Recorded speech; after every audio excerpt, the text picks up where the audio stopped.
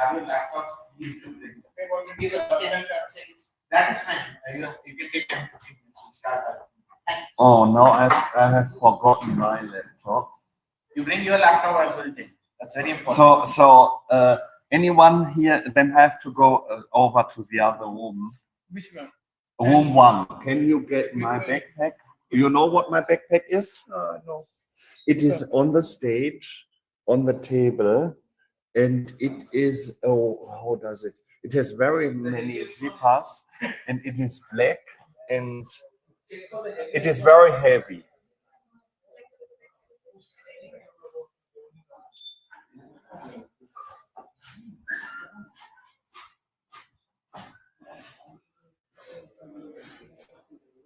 So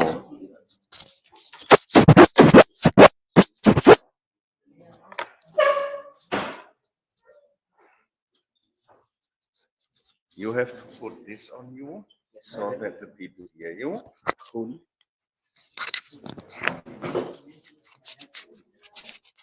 And if you want to your workshop to be correctly broadcasted, Correct. you would have on your laptop, you would have to screenshot to StreamYard. Yeah, we can do that. You can do that. Like already मैंने किया था Yes. I was very happy. उसका हो गया. Okay. Yes, yes. Works and it works. Maybe you'll have to log in into StreamYard. Cool. Screen कब लगा? लोग चाहिए भाई यहाँ पे. यही हुआ.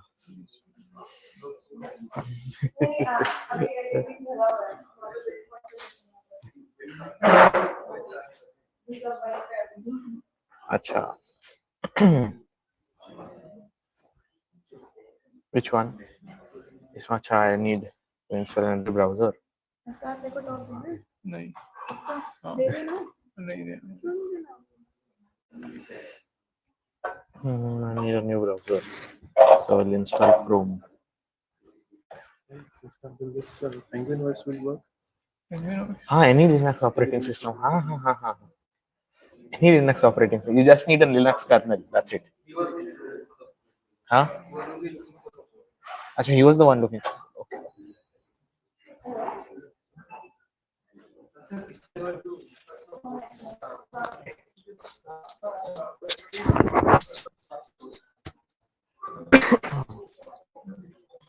All good.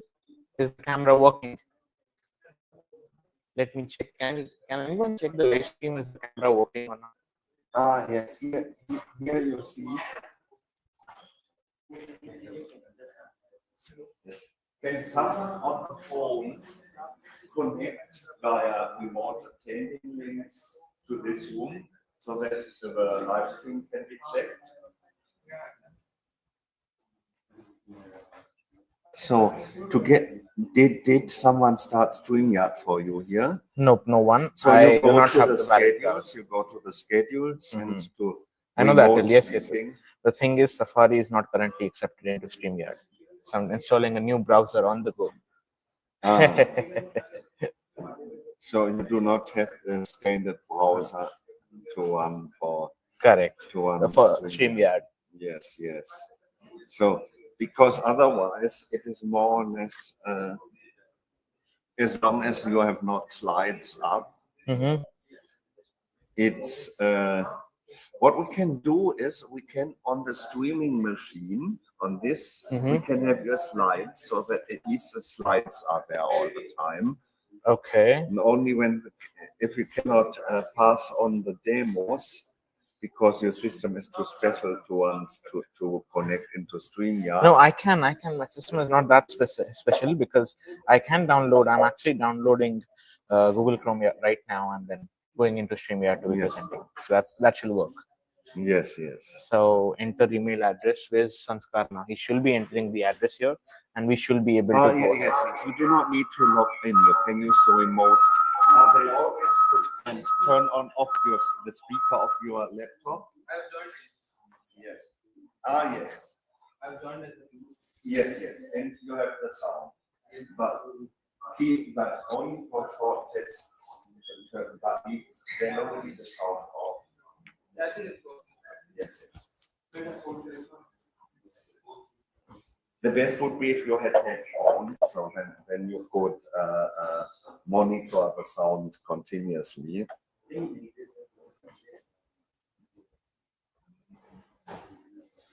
And then speaking remotely. Yes, and then you choose The workshop room. Yes, workshop room for Saturday afternoon. Saturday afternoon, the workshop room. Let's Yes. go. And I'll probably accept. Your browser Yes. doesn't support stream. Oh, this is because of this, I guess. Okay, cool. Yes. I'll have to open the same link in Yes. Google Chrome. Yes. So is the room open to all? Anyone can come in and spam? No. This section, these instructions for speaking remotely are only showing when a speaker is logged in. Oh, okay. So do I need to like use my speaker email ID and stuff? That data.akarshan@iCloud.com. So that you get the instructions displayed. Yes. Okay, so I have to open my password manager and get my Ubuntu profile up. Yes. But one thing is, if you get with your personal browser these instructions up, then you can copy the link to Chrome. You do not need to log into this in Chrome again.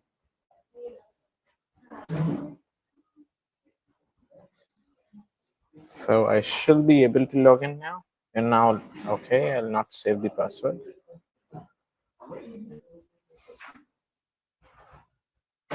There we go. And this is the room, the workshop room. Yes. In the afternoon. Yes. Okay. Decent lighting helps you look amazing. Okay, we all know that.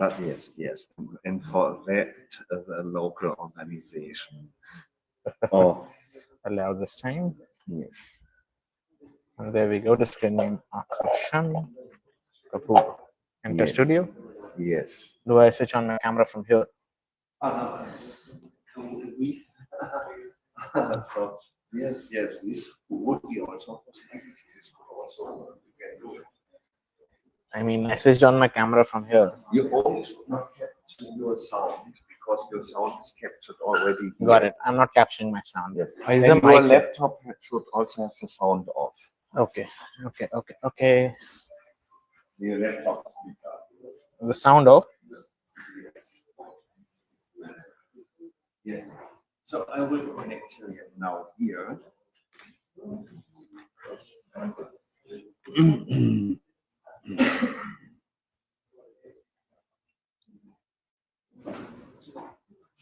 So now you are on the virtual stage, which means that your camera is passed to you.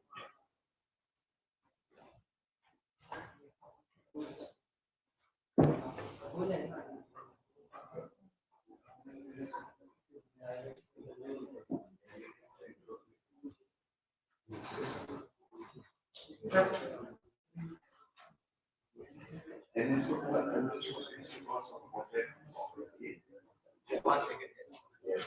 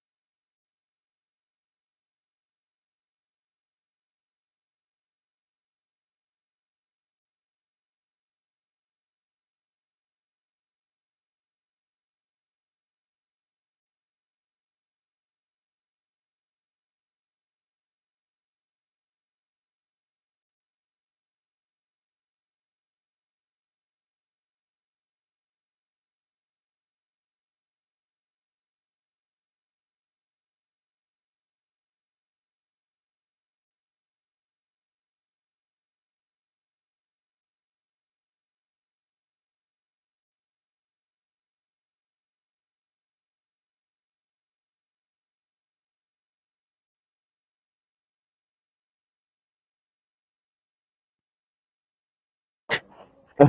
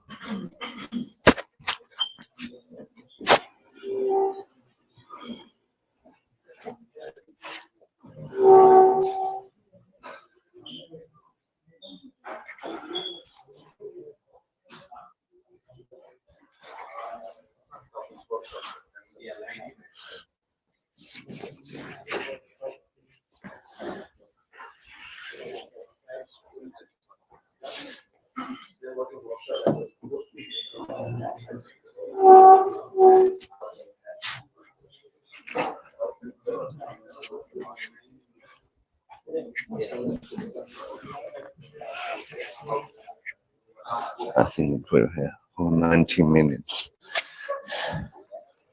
It should go without.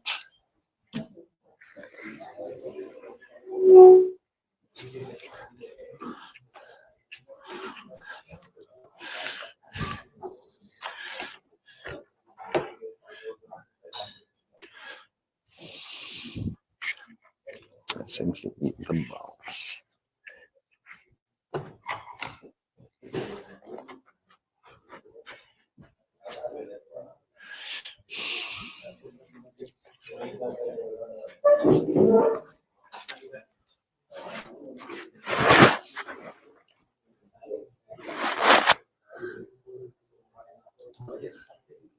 So it's ready again.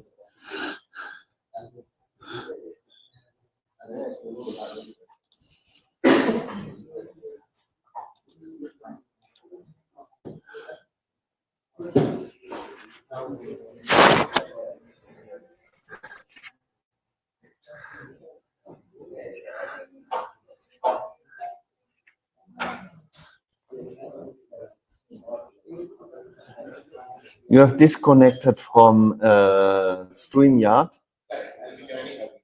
What? Yes, yes. Only to know, because I see that the image is lost. I will follow the workshop from here so that I have also an eye on this on the StreamYard. Yes, yes. It's the few workshops where also a person from the video direction is participating. What? This is facing the audience because you have your own camera. But if you have problems with your own camera, we can also rearrange that it faces you, but you will be small on the camera. It has no zoom.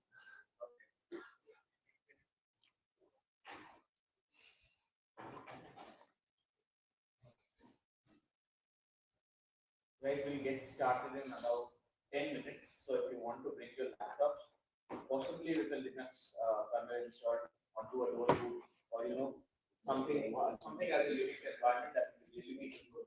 You still have 10 minutes. Get your laptop for the session is going to be really fun. I also have a couple of boards to give away. So the one who answers the questions gets a free board. So let's see who gets the board. We have 10 minutes here.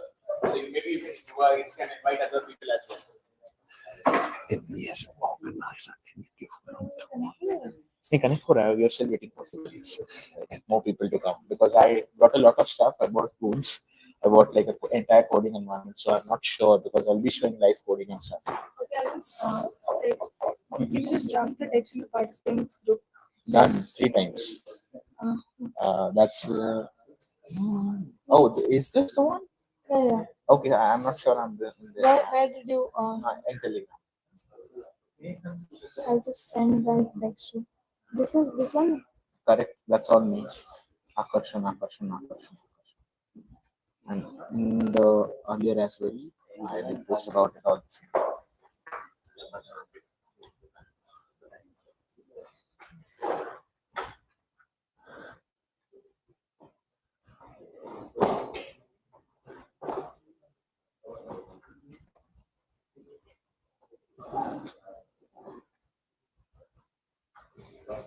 Starting in 5 minutes.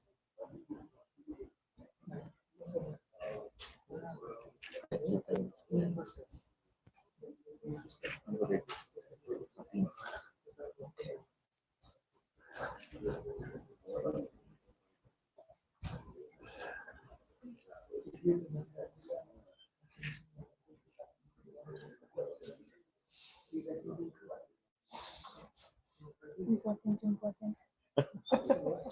Priorities. Hashtag. मैंने कर दिया है. हाँ ठीक है.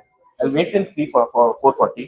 So then I'll begin no matter what happens. ठीक है. You also bring your laptop if you're interested in embedded or something. I have to run around. अरे हाँ यार.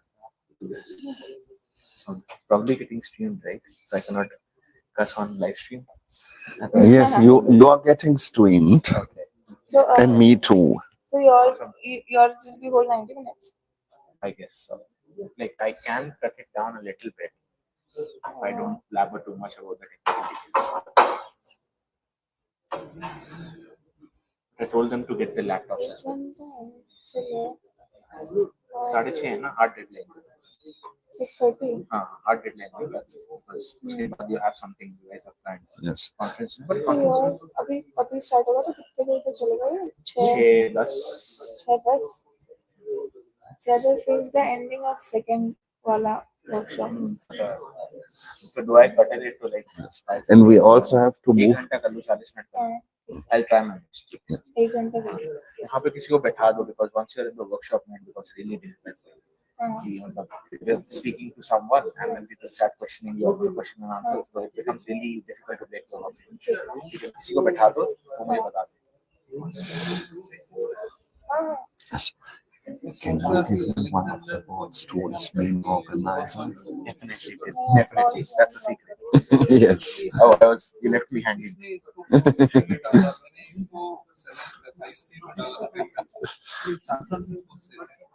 इसका 4 बजे होगा सुबह. मैंने 12:30 घंटे के लिए इसको डाला था 5 बजे. इसने इसको चेंज कर दिया. पता नहीं ये कैसे 4 बजे आएगा. अभी चेंज करने मैंने बहुत प्रॉब्लम हो जाएगी. चलो चेंज अगर कोई ऑप्शन है तो चेंज कर देंगे. मैंने मैसेज डाला है इसको पता नहीं जब नाइट को चेक नहीं करेगी. देखते हैं. एडवांटेज है कि यहाँ पे ब्रेक है कॉफी ब्रेक है उसको चाहिए नहीं. देखते हैं अगर वो नहीं ज्वाइन करते तो करेंगे.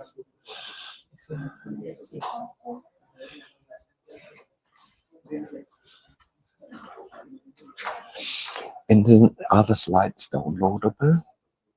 I have them in a markdown format. I'm currently using Obsidian. So I was making notes and then I sort of implemented a community plugin wherein you can convert your markdown slides into a PPT. So that's what I'm currently using. Yes. So I can provide you the HTML code for that. Can you provide me the slide content Yes. at least right now, because Okay, right now, I'm not maybe I can provide you the markdown file as it is right now. yes. So you'll have So the that I markdown can, file. when I'm following the workshop, and I can scroll through it by myself, Oh, okay. because did I not- don't see so well. Oh, okay. No worries. But I did not actually put in a lot of code here. I was going to type the code in front of everyone. Yes. That's what I wanted Yes. to do.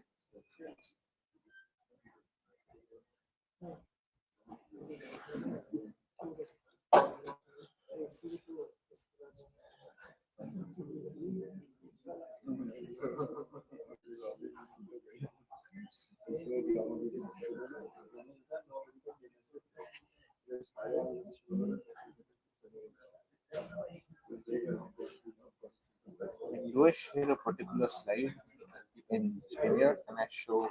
I don't want to slides in PDF. Yes. Okay. Yes.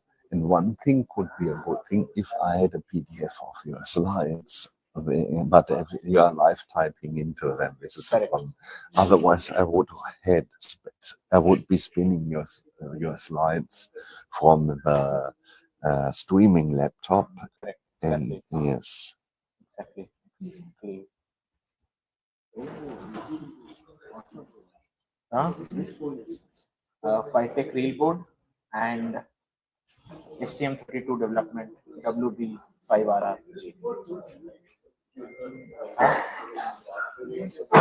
No, not Raspberry. That is too childish.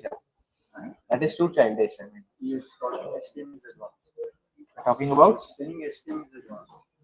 I mean, when you're dealing with low-level things, then STM is much better as compared to Raspberry. That's the point of RTOS, right?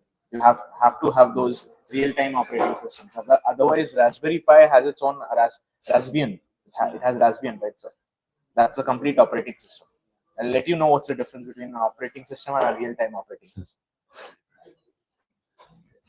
yes, yeah, you can have a very simple ones which can only say clocked or no clocked, but you can also have ones where you can even run a desktop on this. Exactly.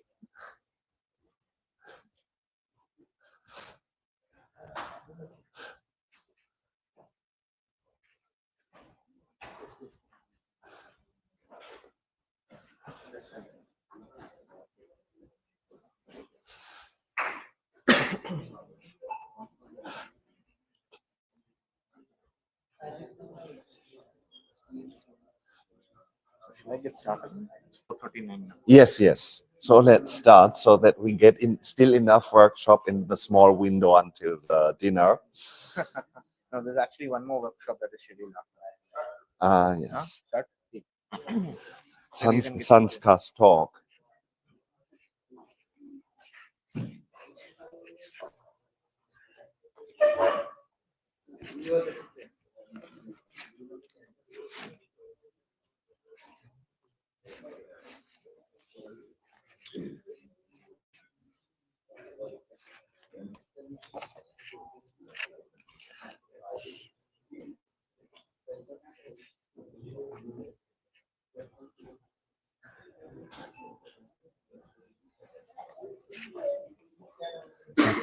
Can you give me somehow the file so that I can follow on the file?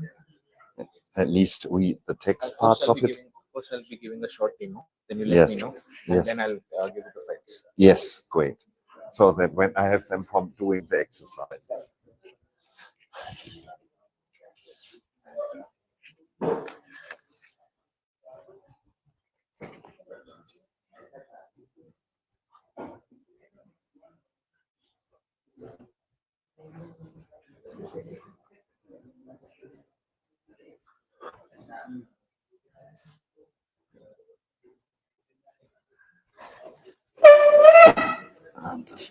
Hier braucht man einen Rollstuhl.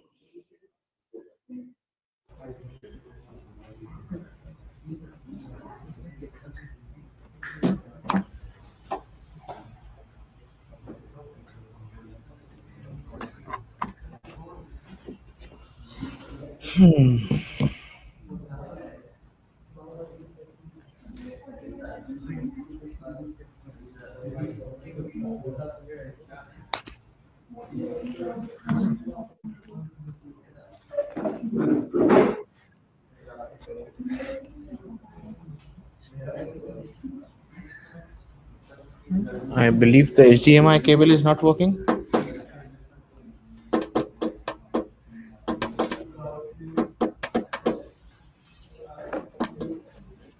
HDMI cable is not working.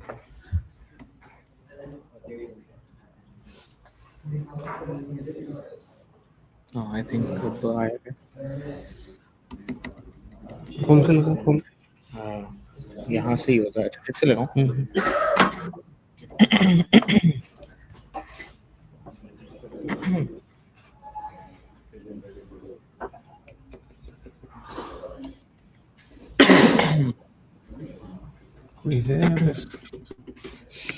not happening. से यहाँ से होता है इसका मैंने I tried mirroring and I started कर भी रहा हूँ इसे चेंज करके started entire screen start mirroring. Okay, आया था then it went. ये कर रहा था ना इससे का he had an extension. maybe extension लगा के करूँ. There was an extension ना पीछे.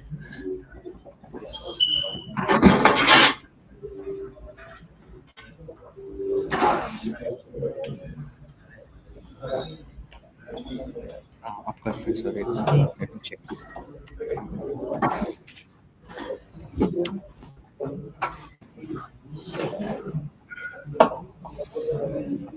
Let's do an extended display.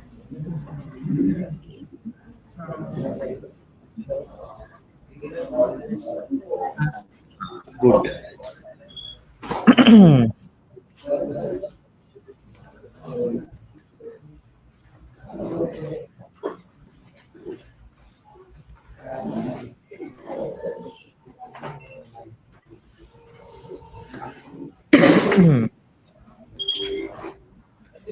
Okay, working.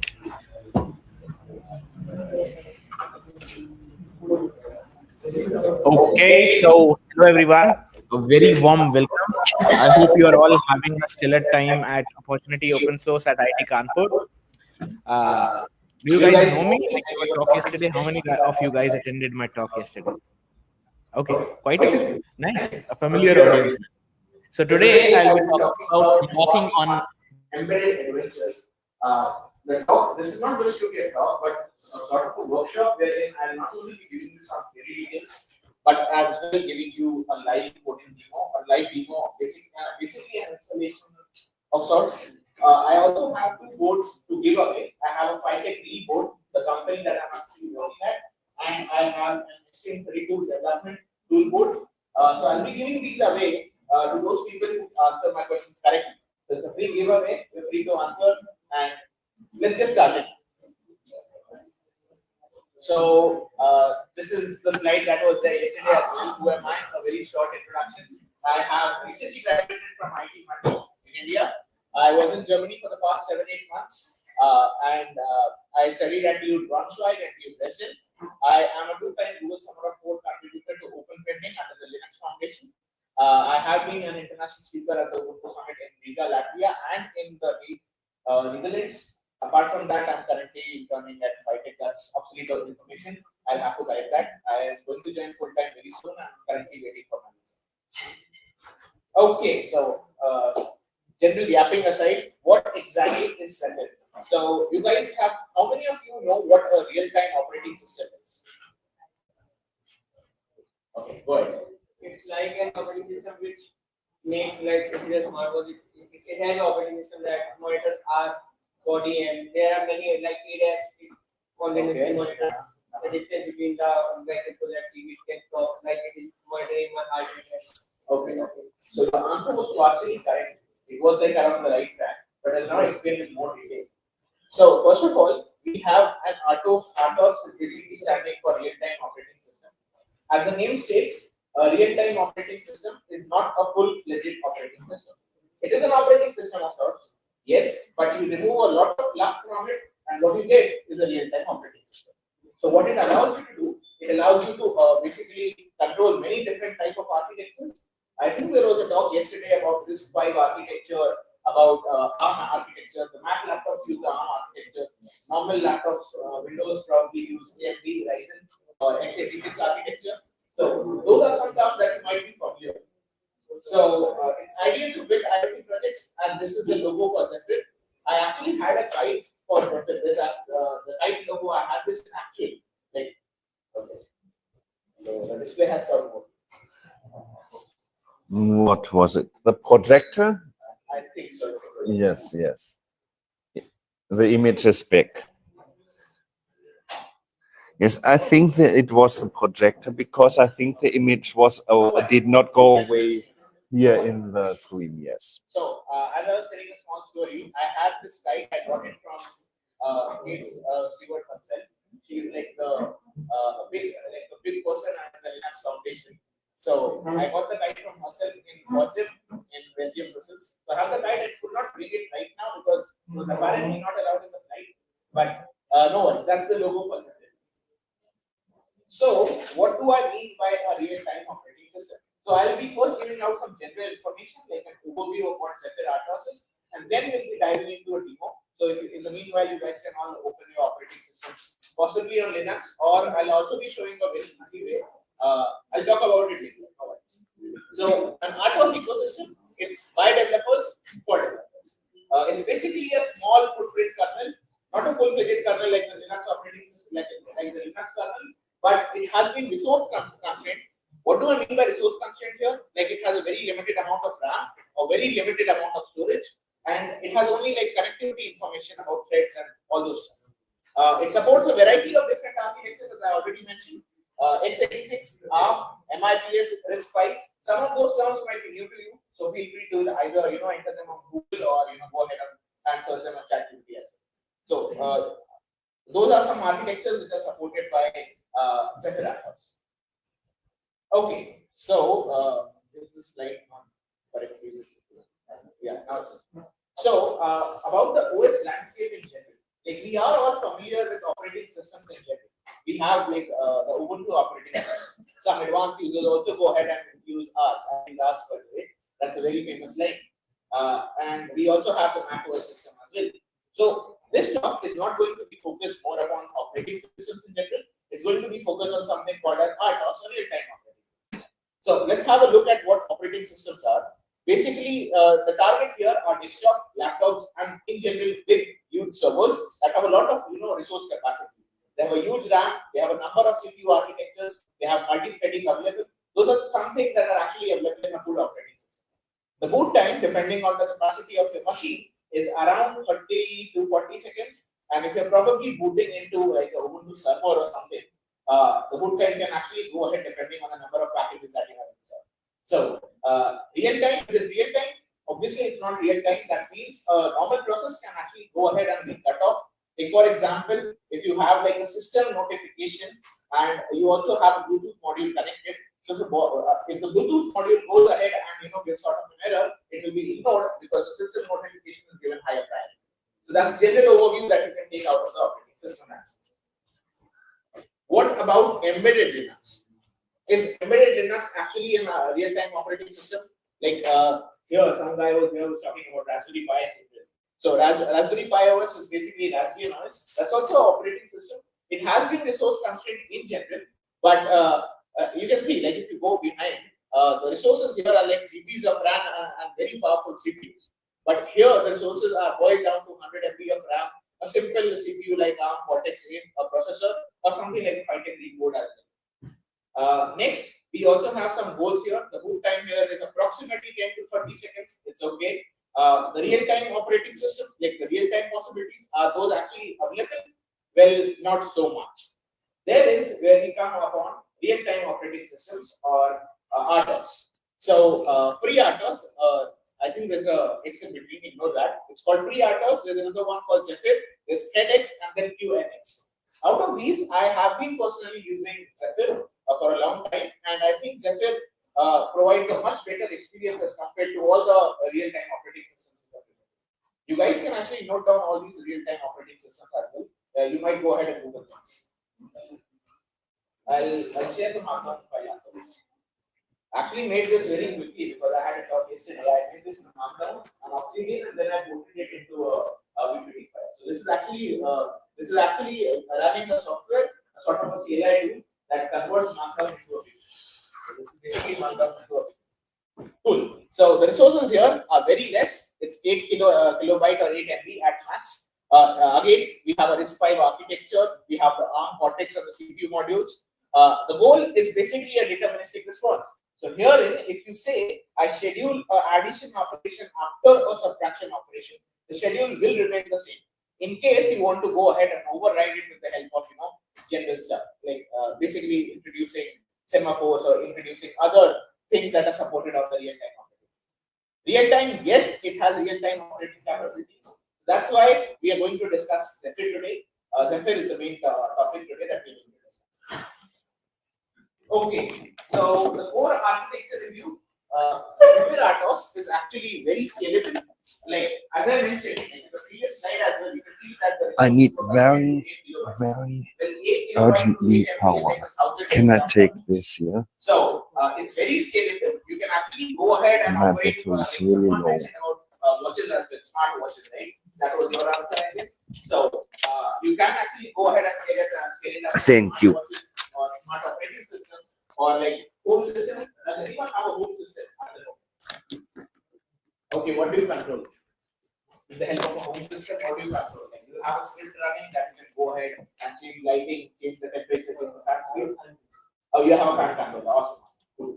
And are you using? But it is without naturally. Okay. No worries. Cool.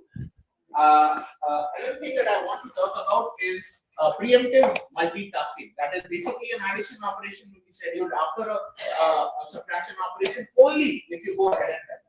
Memory protection. Anyone who is not familiar with MMU and MMU. It's is too basically, far away. I forgot the actual name. It's memory, memory support, unified memory support, and I forgot the actual abstraction. But those are like some certain terms that you have for device support or memory support in general in real-time operations. So what is the key point here? The key point here is that we have a small footprint kernel that has real-time capabilities, that has exactly what you require, no fluff, no like file structure, no operating systems. What are you doing there? I need power. Okay. Okay. Who is that? Right? So it's basically a small Yes. with big system. Now here's the important part. Like how many of you have actually studied operating systems in general? Like a little bit? Cool. So have you heard about monolithic and microkernel architecture? Like everyone would have heard about monorepos in general. Like everyone has this vibe coding trend going on. You actually go ahead, give the entire repository or entire README file to a particular AI assistant, and it generates the entire repository for you. For example, someone talked about Cloud. Well, that's very expensive. $100 subscription or $200 subscription. But what they actually create, like they cannot actually distinguish between a lot of files. You go ahead and put the entire code inside one particular file. That's called a monorepo. Well, what's a monolithic kernel then? A monolithic kernel is basically a kernel that has all the capabilities of a file structure. File structure as in, do you guys know about different file structures like ext4 or file systems? Yes. Exactly, right? So basically, like if you go into the root directory of your Linux operating system, you can go ahead and see a lot of files. For example, I'm not sure I'll be able to show right now, but during live demo, I'll be able to show what a file structure is. So that is what contributes to a monolithic kernel. So basically, the drivers, the file systems, the networking capability. You connect to a Wi-Fi router if you want to. You connect to a SD card. You connect to a, let's suppose I'm connecting to a HDMI cable right now.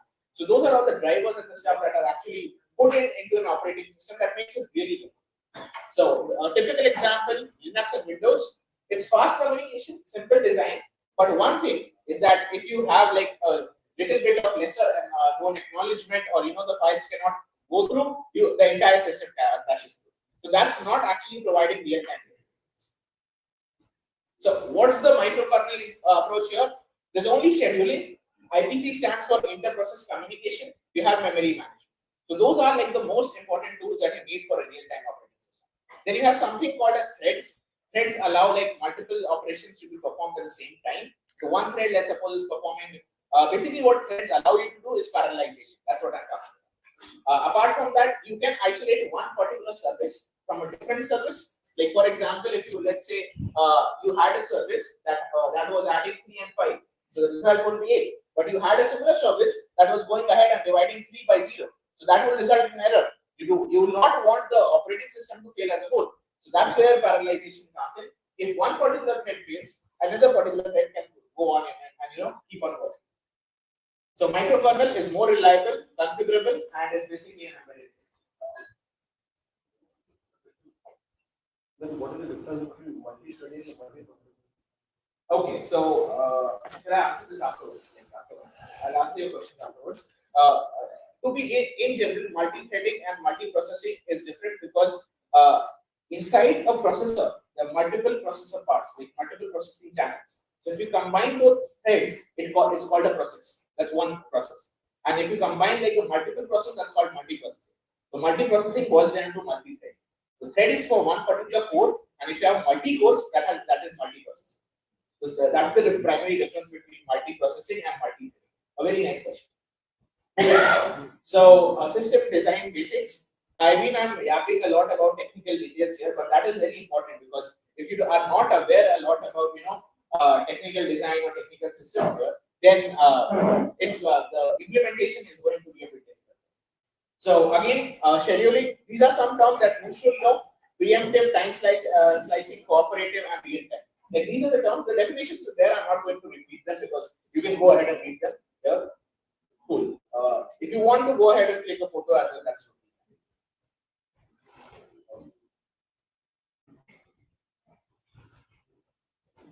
okay. Moving ahead. So threading here, as someone asked, threading is basically we have thread states: ready, running, suspended, and terminated. We have priority levels: 0 being the highest, 31 being the lowest. Then we have something called as stack management. So basically, each particular thread gets its own stack. So how many of you have heard about stack and queues and like data structures and algorithms? Right? A lot of you. Awesome. So stack management, you basically have different particular, if you are executing a program, in the memory, you have two types of, you have a LIFO memory and a FIFO memory. So those are two different things, right? So that's the same thing that happens in basically threads as well. You have a stacking order, and that's the stacking order that is followed in software outcomes. Context switching, like hardware assisted when possible. I'll not go into context switching, that's a complex topic. Moving on to the next. Obviously, memory allocation, we have all heard about static memory allocation and dynamic memory allocation. But here, what we have in general is we do not have real-time dynamic allocation, but we have a mix of memory pool and static allocation. So static allocation is basically everything happening at the compile time, and memory pool is basically dynamic allocation from predefined block. So if there's a catch here, if you look at the wording carefully, it says dynamic allocation. So like you'll be like, Akash, you just mentioned that dynamic allocation is not possible. So why are you saying dynamic allocation from predefined blocks? Well, there's the catch. From predefined blocks, like you'll have to specify this is the particular core or this is the particular thread that I want to resolve, and then only for that particular core you'll be able to assign a dynamic allocation to memory. After that, we have some memory protection and low footprint. What do I mean by low footprint? That it does not consume a lot of memory. It's very minimal of the RAM. The key insight here is that everything is designed for predictable resource constraint systems. That's a big key insight. So I'm giving these key insights because you can keep them in mind as a takeaway for the session to differentiate between an operating system and a real-time operating. One thing that is very important, like is something called like if anyone who's into embedded stuff or embedded development or has gone through boards, there's something called as a DTS file. Now, what exactly is that DTS file? It's actually a map how you can use that DTS file or basically the hardware that you have to code something for your own operating system. So that is what a device tree is. Since we are talking about real-time operating system, well, we'll have to define a device tree here as well. This device tree is dynamic in nature. And what do I mean by dynamic? Let's suppose I have this particular board, right? It's an STM32 board. I have this board and I want to run this board specifically on Linux, like the drivers. I'm talking about the drivers here. I want to run the drivers on Linux. I want to run the drivers on Windows, and I want to be also able to run them on Mac OS. So we need something as a compile tool that is called as a device tree. So those DTL files, these DTS files, are a mapping, basically a one-to-one mapping between which like ports or between which pin multiplexing are actually allowed to go ahead and configure to your operating system. So they have a hierarchical structure, they have a platform independence, and they also have something called as a hardware discretion language. So this is like an example of a device tree structure. That's how you go ahead and code, right? Anyone who has used Raspberry Pi or like Arduino's to go ahead and configure LEDs. So you have those pins there, like multiplexes there that you go ahead and insert wires in.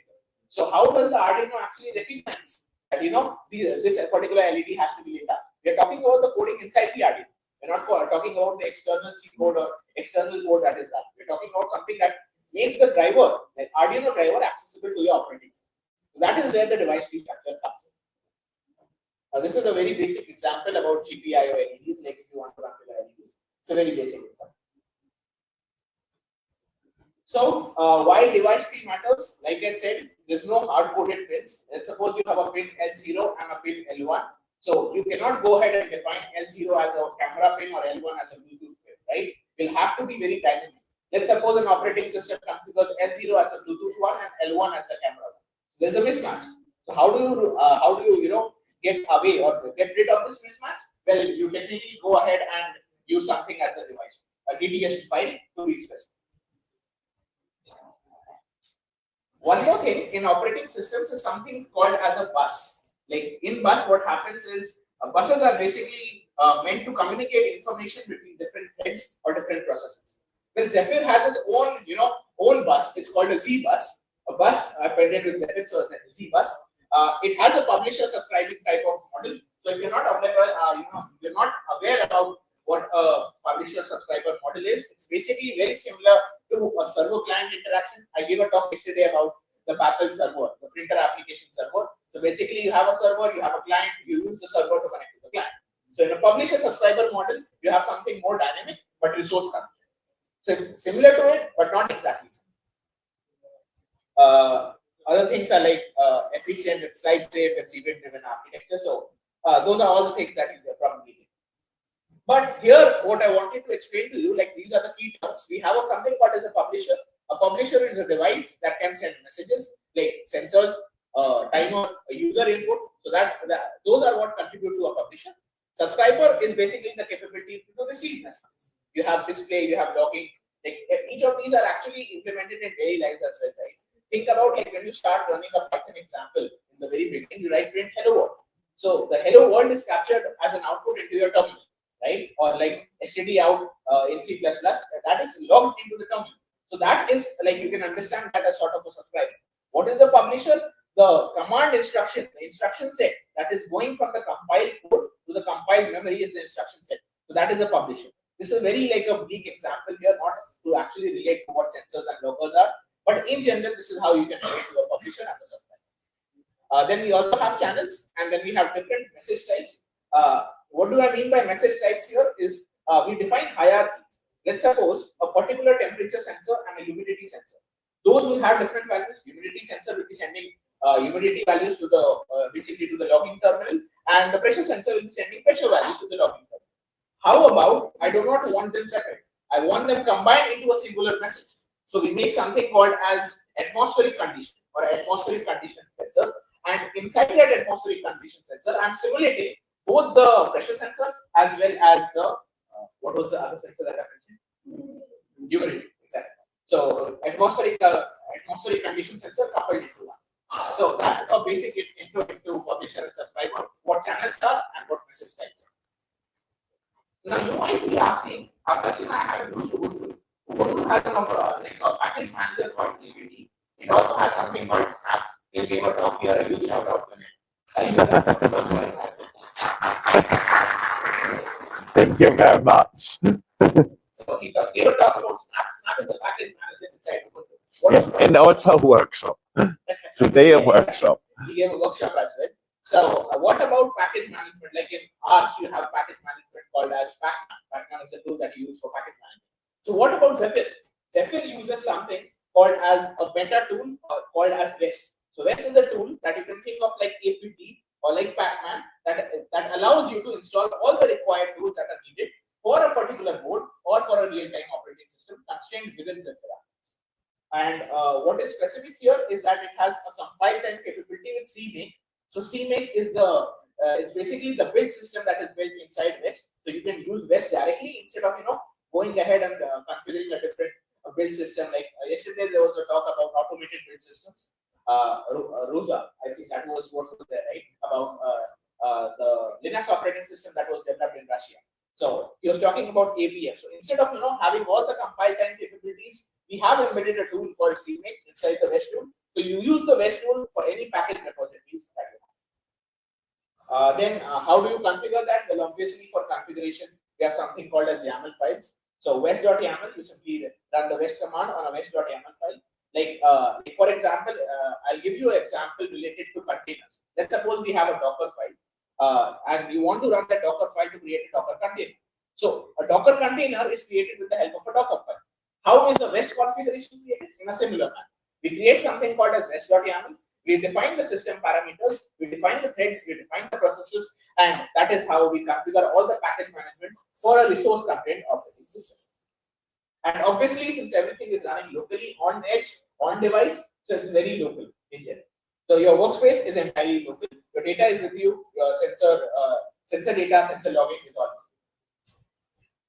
Cool. So I went to a lot of introduction in general, but in general here you can see the development environment.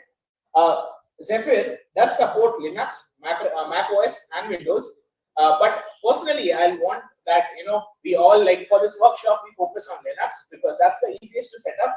Otherwise, what you'll have to do if you are on Windows is that you'll have to go ahead and add the path requirements. Like, you'll have to add individual path requirements while configuring or downloading new tools.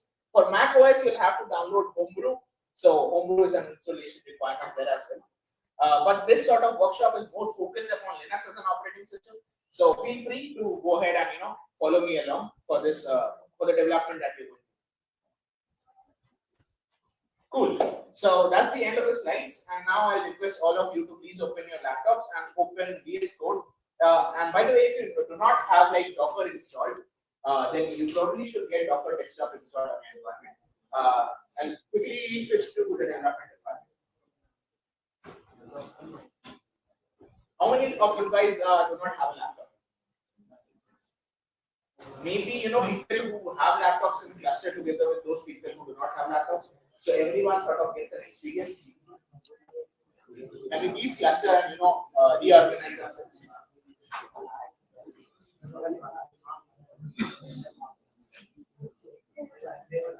So even if you don't have a laptop, I'm not going to be going into very specifics. I'm only going to go into like since I have been resource constrained myself, I have to pick this entire 90-minute workshop in like 40 minutes or 45 minutes. So I'll have to cut short on the entire process.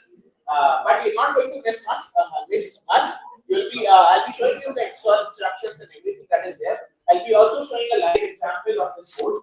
I haven't configured, I've written the code. So it should be going ahead and I'll be showing you the example of how this is. So the very first thing that you need to do is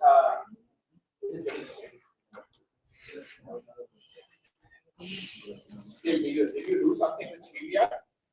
No. Did you take out the slides or so? What is happening with StreamYard?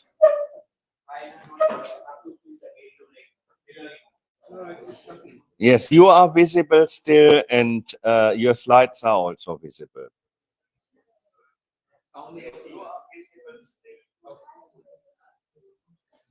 There's a delay, but at least it's audible. This is important.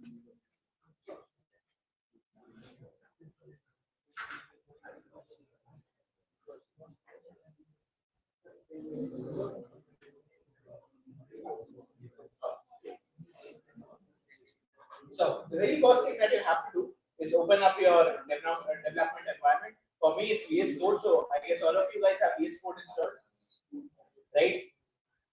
Is there anyone who does not have VS Code like right now?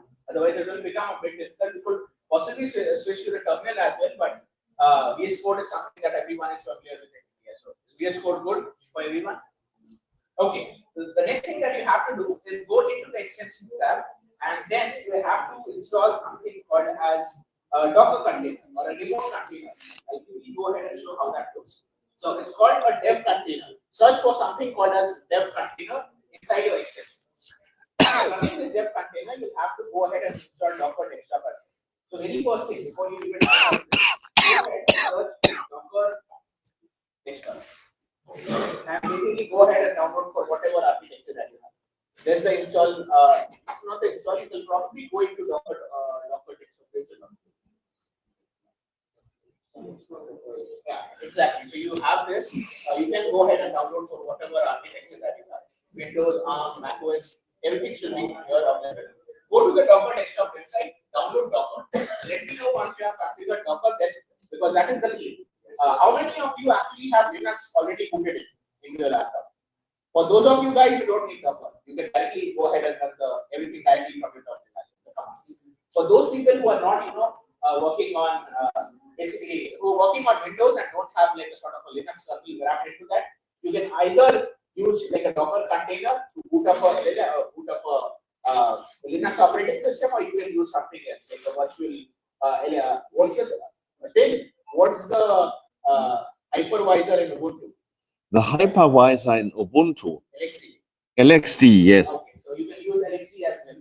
Those are some tools, like those are fancy words for basically getting running containers inside your computer. Which Docker extension I have to take? I have so many here. The Docker extension that you have to take is the Docker dev container. It's from Microsoft. It should be from Microsoft.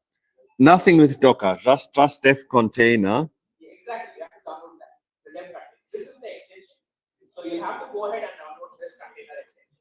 After you download Docker as a Docker desktop, for the people who are already on Linux operating system, those are like set. They don't need anything else. Dev containers. Yes.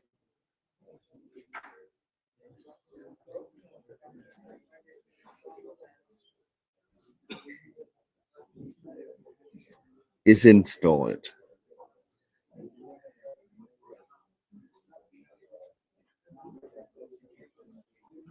If you have any issues, any doubts, let me know. I can come to you and you can resolve the doubt together. So 2 things. People on Linux, those are good to go. You can directly follow the instructions. You can skip this part 0. People who are on Windows or on Mac as well, you'll have to get a Docker desktop environment, download a Docker desktop as an app, and then you download this extension called as dev container. So basically, what this container allows you to do is sort of run a container locally inside this. So instead of writing a complete Docker file from scratch, we'll be able to go ahead and there are many multiple container examples. We'll be able to go ahead and run the container example for whatever container that you're going to run for. The container that we are going to run is called Linux, like Ubuntu. We'll be running the Ubuntu container that is pre-installed into the Docker dev container. I'll give you 2 minutes because we don't have that much time. I'll start working on it after 2 minutes. So you guys have 2 minutes. Let me know if anyone has issue. Otherwise, I'll move forward.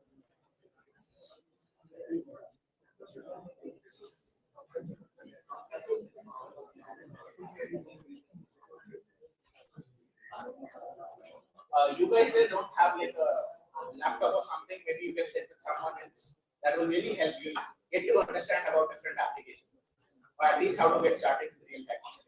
Maybe switch here. There are a couple of people here with laptop. You can go behind it.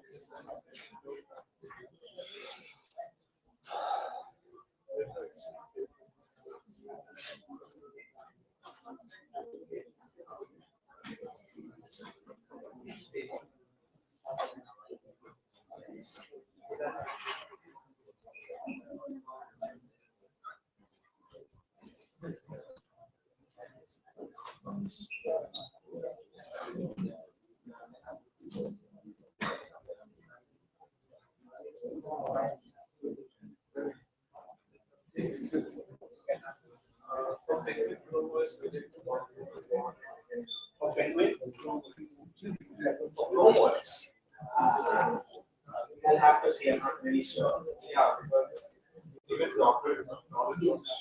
Virtual machine with Linux.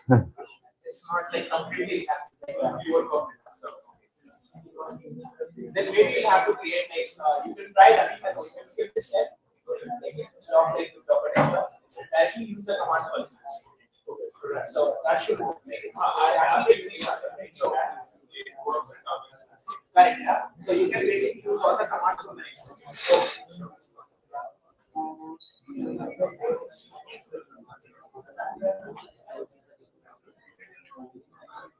Okay, so I guess the students are on.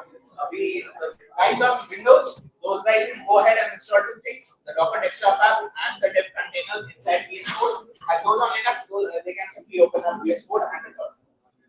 So for the people on Windows, there's an extra step. What you have to do is go to the dev containers app, open the container, and create a new Ubuntu container. So you will click on the top, a new dev container, and then at the very top, you click on new dev container. What's that? Okay, know that. You have to search for Ubuntu here. So a simple Ubuntu container with Git and everything. You You click on yes, and then you create a dev container. It will ask you for a couple of questions if you are installing this first time, but allow them, and then you have an entire Ubuntu setup, a base Ubuntu setup inside your current configuration of this. So since I already have the files here, for the basic pulling files and everything, for pulling the Ubuntu ISO from the server, my basically container got set up very quickly. If you're pulling this for the first time, it will ask you like a bunch of questions. You do not select any of those things that are listed out. Like a lot of things will be listed out. You simply press OK, keep on pressing OK, and then you move forward. I'll give you 2 minutes more in case you are still stuck on this step. Configure the container, move it to a Ubuntu file, like an Ubuntu operating system inside the dev container. This is for the people who are currently working on Windows. So 3 steps for Windows people: download the Docker desktop app. Then what was the next step? Yeah, install dev containers as a tool, as basically an extension inside VS Code. And third, make a container with Ubuntu as the operating system. It takes around, if you have internet here, it takes around 2 to 3 minutes to pull the entire file and configure it. And then we can get started. Yes, for Linux, it's good enough just to have VS Code and the dev containers installed in it. For VS, you only need VS Code or the terminal for Linux. That's it. Yes. You don't even need the dev container. Ah, How to make the document? I'll show it once. So basically, you go into, after installing the extension, you click on the remote explorer. There's a remote explorer button that should also already be available. And then at the very top, there's a plus icon. You click on that, and then click on new dev container, a new development. Click on OK, and then basically search for Ubuntu.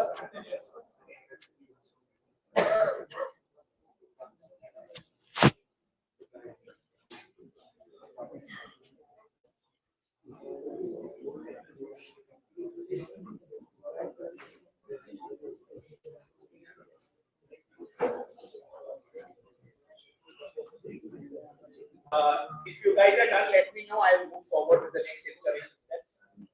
How to make a container for Linux? You install the dev container extension. Then I just showed you to this step. Maybe you can follow along once more. You install the dev container extension. You go into something called as a remote explorer. You see this? This is called the remote explorer. You add, click on the plus sign. You add a new container, new dev container. This is the one that you have to add.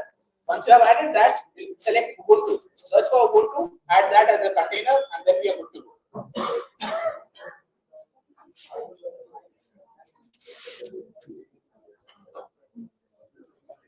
If you have any problem and if you are not able to follow in real time, maybe you can contact me on LinkedIn or on my email, and I'll help you set up everything. There are a bunch of videos as well. You can follow that as well. Or if it's requested, I could probably configure a README file or something and push it on GitHub for everyone to access. I did not have the time originally, so that's why I could not do this.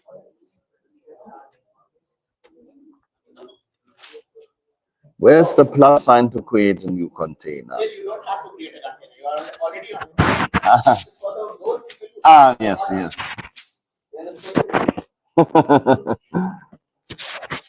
So, if you open your document, this is how you do it. You will be having a workspace inside this and whatever the name of your container that you name. So I named it Ubuntu 2 because I already had Ubuntu on a previous container. So the name is Ubuntu 2, and you can see that we have nothing here. It's a empty file structure. And this should be your working directory. Yes. And I actually mentioned that I was going to go ahead and show you about the file structure, right? So, what I do is keep on going back. So I'll do cd dot dot. Cd dot dot is basically to go to the previous directory. You keep on going backwards, and you try to do this command as much as possible. So where you'll actually land up is something called as a slash directory. Now everything that's inside the slash directory is basically what we call as the file system LNRs. You'll see something called as bin. You'll see something called as boot. We need libraries, MNT processes. So this is something like the file system structure which I was explaining earlier. This thing is missing in Zephyr RTOS. Why? Because this is fluff for us. We don't want to go ahead and organize files, right? We don't want that. That's an overhead. So what we want is real-time capability. But what we don't want is a file structure. So moving back to our workspace.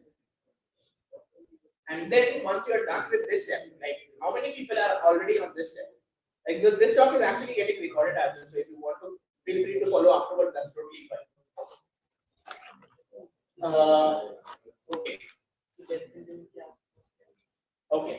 I think some people are still stuck on the remote. So you go on the remote explorer.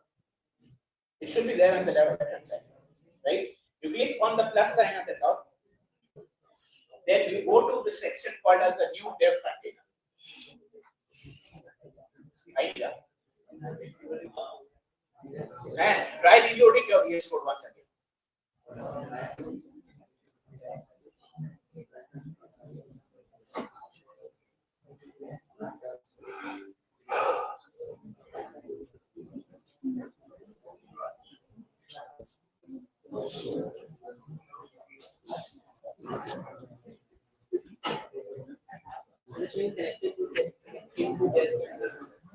Connected to dev container.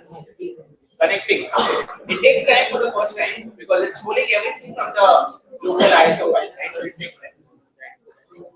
After plus new dev container. You could do that, but I'm not sure how you'll be able to interact with the USB.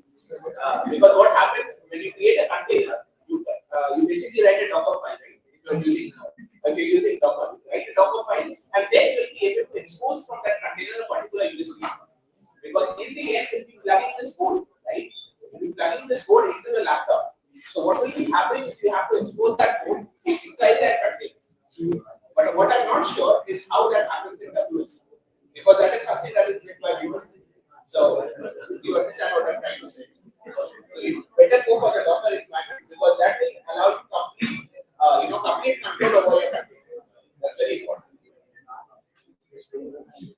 So I'll keep on moving to the next step now. Well, the next step is to go to the Cepheid project.org repository.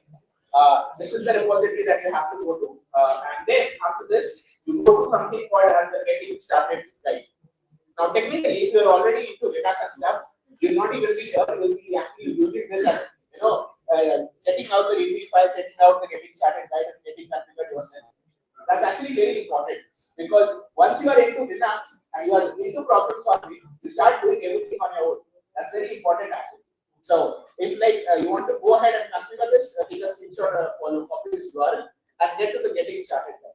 Because I have been told to forget this session, so I'll not be able to do a live coding demo right now. All I can do is actually show you how to get started, install Cepheid RTOS, and plug in your board. Basically, you will get a free board, or if you can order them online as well. How to plug in your board to Cepheid RTOS and basically make everything. So next, click on the getting started right, and there we go. So here, as I initially mentioned, you'll have Ubuntu, you'll have macOS, and you'll have Windows.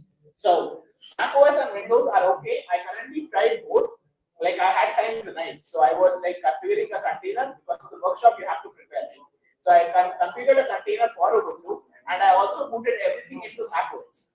Now you'll ask me, Akarshan, what's the problem? Why can't we actually go ahead into macOS and Windows? So the thing is, for macOS and Windows, you need extra configurations. Now those extra configurations have taken a lot of time to help everyone out individually. That's why I chose Ubuntu because that's really easy. But the main thing about Ubuntu, because you are using a container right now, right? So using the container, you'll have to expose the code. Otherwise, how will you be able to actually connect to actual code, right? So right now, I'm not going to show how to actually expose the code. I'm going to show a simple simulation on a KMO x86 simulation that you can go ahead and follow. Then you can open this link and get started if you want. I have opened this get started guide. Okay, awesome. Super. Yes. Create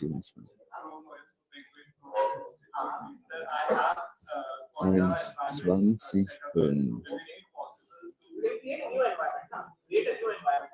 It will not conflict with the contact environment. And if something happens, you can always delete the environment. see me. Here you see, like in Ubuntu, they say something to create like a virtual environment here. So if you're like you mess up with your configuration, simply rm minus rm plus and the environment. So it will not conflict with your multi-tenant. Okay, so once you have everything set up, you quickly go ahead, copy these two commands, sudo apt update, sudo apt update, and then paste it into the terminal.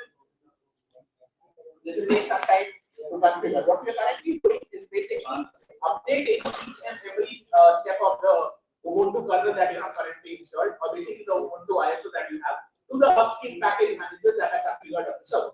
So that means basically you are sort of pulling all the package repositories that are available on the server to your local package.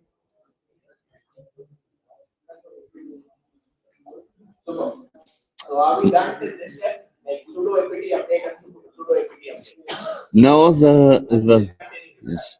Now the We need a faster internet connection.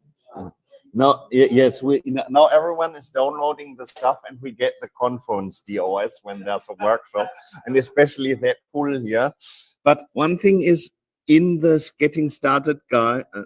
Yes, I see. Now it must work. Yes, I think it's okay. Yes, it works.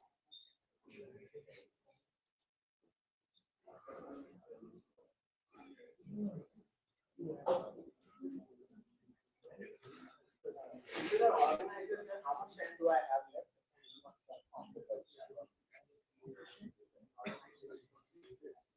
The dinner starts in 1 hour, but the organizers have to collect the stuff in between. The workshop as well. I'm not sure whether I should go to the entire configuration guide right now. You can go to cool. Yes, half an hour. Very first thing, sudo apt update and sudo apt update. Then we have a bunch of dependencies to install. So what you can do is go ahead and configure this, copy this into your terminal. Basically, what we're trying to do here, we're trying to use the readme file, get everything booted so everyone is on a similar level. One thing that you'll notice is that if you are on the R64 architecture, these two particular libraries are not available. That is because of Apple's new configuration, the M architecture chips and all. So they had a conflicting information with ARM architecture. These two libraries are not available. So if you are on ARM, like me, if you are on Mac OS, or if you're using Windows on ARM, you'll probably have to delete GCC multilib and G++ multilib.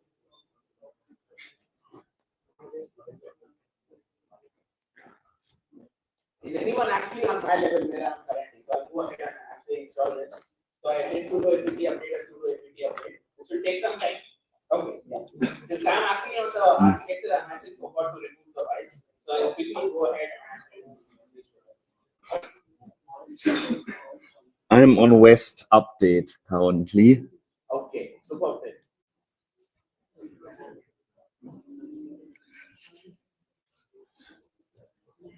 And one it's thing that you have to be very careful. Like these are like the installation instructions that you can follow in here. But one thing while even following this instruction is that this step, once you are creating the actual virtual environment. Now people or on different operating systems, they tend to have already pre-installed environments. So if you simply go ahead and install a package or install a particular any other particular package name, that conflicts with your original environment that you created in Python. So what we have to do is create a virtual environment on this, because what that allows you to do is that allows you configurability. What that configurability means is that if you are not able to go ahead and you mess something up during the installation, you can quickly go ahead and delete the virtual environment, remove the virtual environment, and start. So I'll quickly go ahead and configure this. So it's still downloading. My internet speed is slow as well.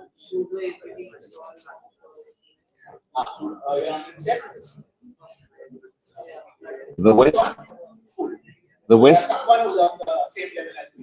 the West update is slow, very slow, even if I'm on the cell phone and not on the university network. Right. This update is actually that's one thing that's really slow. So these things can easily take half the workshop. Exactly. That's why I needed 90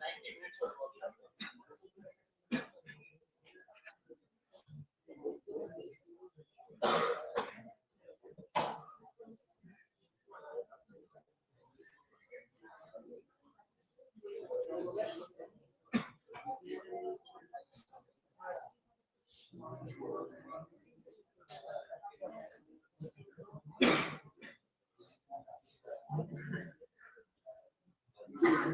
so this step is currently done. We have all the important dependencies installed. We are extracting the templates here. This should be taking done in another 15 20 seconds. So while this is happening, let me go ahead and tell about the virtual environment. So essentially, what a virtual environment is, basically, for when you're downloading packages from web, like for Python, you're downloading packages from web. What happens is that you need a certain level of dependency on one particular package. Let's suppose you're downloading, let's take a package called Streamlit. Is anyone aware of Streamlit? Okay, awesome. Streamlit is basically a package that allows you to configure front-end demonstrations very easily. It's a Python-based front-end. So you can go ahead, code everything up in Streamlit, and then you have a front-end for running your AI model or chatbot directly through the Streamlit model. So let's suppose you wanted to download the Streamlit. And for a particular app, that Streamlit requirement was around, the version requirement is 1.2. I'm not sure whether that's the actual version that is required, but the version required was 1.2. And there's another repository or another code that takes a requirement as 1.3 or 1. Or a requirement that is below the original requirement, around like 1.0 or 0.9 or something. So what happens is that you're creating a conflict. You have an environment right now that is on 0.9. You're trying to upgrade that to 1.2, but something is causing a conflict in between, and you're messing up your entire environment. So what happens is that you need to configure a different virtual environment that supports that basically isolates your local packages from the packages that are installed inside your container. So that is what is called a virtual environment. And this is actually very important. Like earlier, let me tell you a story. I used to go ahead. Okay. So I was telling you a story, right? The story is basically earlier I used to be very afraid of virtual environments. I used to use Conda. I used to use mini Conda. Those are the things that I used to use. But later on, I configured that Conda and mini Conda do come with a lot of overload. So they have a lot of fluff. So if you want to get rid of that fluff, you actually create a virtual environment yourself. You create a requirements.txt file, and you basically do pip install -r requirements.txt. Okay, so since I have been informed I have only 5 minutes more, I'll now switch to the completely done version. So as I was telling you, I have 2 examples. Let me switch to that container. I was actually testing out whether it is working or not. So let me open the temp container example and switch to Ubuntu 1. So basically, this is the temp container that I created in all the entire process I have shown you guys. And yes, this should be the final result of what we expect. Now, those people who are actually on Windows and are configuring through virtual environment from Windows when you are using a Linux container, you will not be able to actually connect to a local boot. All that you can do is configure a simulated environment, because you're not getting connected. If you want to get actually connected to the board, you'll have to expose the board inside the Docker file. Now, you'll have to expose port number 8000 or port number 3000. Whatever port that you want, you'll have to expose that port inside the Docker file, rebuild the container, and then start the application. Because that is what the permission is. That is because the container is very isolated. It does not have all the system requirements as that of your native operating system. So that's very important. So here, I remove the previous bit. And this is the very important command. I told you about West, right? West is sort of a compilation, a package manager tool. So here, let's have a look at this command. This command is basically West build -b. B stands for building on a particular board. The particular board that I have is KMO x86. Does anyone know what KMO is? It is a hypervisor. Awesome, super. So I mentioned that there is a container environment, right? So since we are in a container environment, we will not be able to connect to a local board that we have. Otherwise, we'll have to write the entire Docker file. What we can do is create sort of a simulation that says that okay, everything is running, the software is booted up, and you can simply create a simulation environment for your software application. So this is the command that uses schema on an x86 architecture. But this is a concept you might say. The opportunity you are on an ARM architecture, you're running it on an ARM, you're running a container inside ARM or R64, and then you're using schema x86. Well, that's the benefit of using a hypervisor. You can configure any particular environment on top of any environment. If you run this, okay, I'll have to activate. I did not activate the paste my command. Yeah. So I activate the virtual environment. The virtual environment is activated by .bdmv, and then I run this particular command of reading. The demo command lets you run without connecting to the board, right? It basically lets you simulate for any particular board that you want. We do not have configurations for all the boards right now, but a lot of boards have been simulated, and you can go ahead and test out the capabilities of those. Okay, I'm not sure why I'm thinking this. This was running before. It was working on my laptop, but I'm not sure why it's not.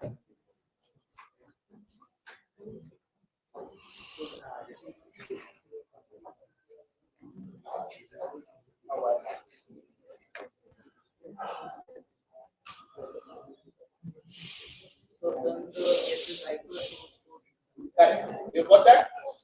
Okay, then you can keep following that if you have any doubts. Let me know. I'll quickly show the demo and then we'll move on.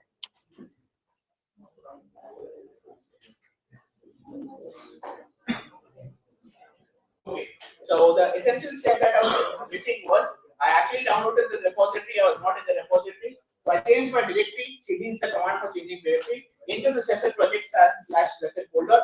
I activated my virtual environment, and now I should possibly be able to go ahead and run this Emo x86 virtual environment. No, that's because I've already built it. So I'll go ahead and remove my build. I didn't remove my build earlier. Okay, and this should build once again from source. There we go. Cool. Now this is actually building. This has the source code written inside itself. So this has gone ahead and configured sort of a config file that allows you to simulate a hello world sort of program. So what I have to do is go ahead and simply run this using this, but I'll clear this one. And then I'll go into the run command. Where did I put the run command? Yeah, this is the run command. And when I do this, it should go ahead and say, hello world, Emo x86 on an atom-based architecture. So this was sort of simulation here for x86 architecture, simulated inside a Docker container, a completely different environment, x86, running on an R64 environment on Mac OS, and that also in a simulation environment. So this was like a very hello world demo, but I do have one more example. I don't know how much time do I have. 2 minutes? No time. I'll take 2 minutes.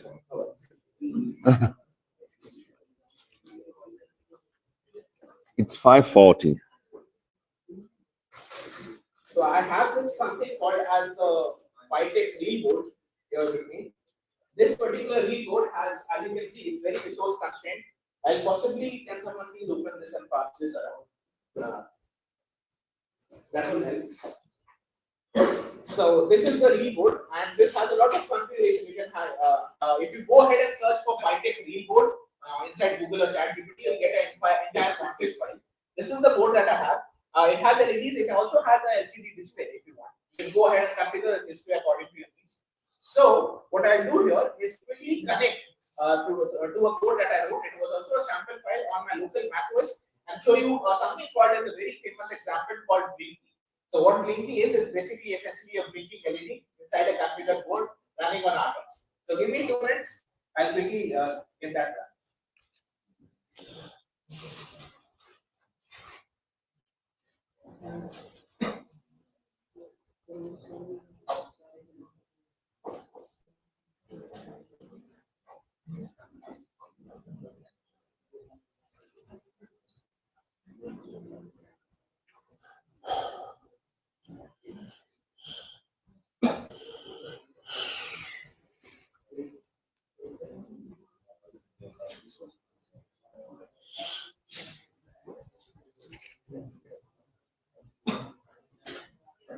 Source code there.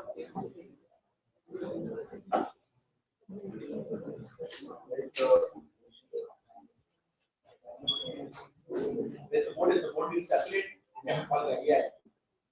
Make sure everyone has a look at the board. There's another board that I can pass around. It's the STM32 board. Maybe you guys can have a look at it as well.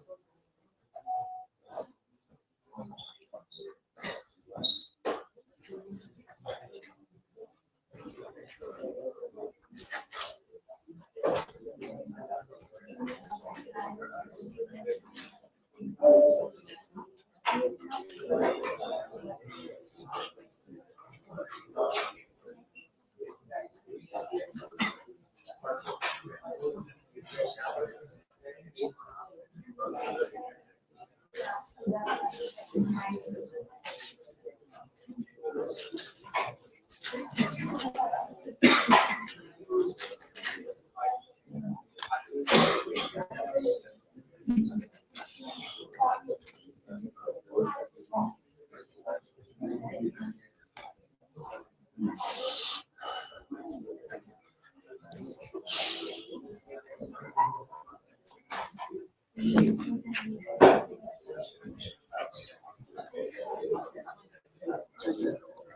what I'm trying to do with this command, can you please remain seated? Yes, yes. I had still.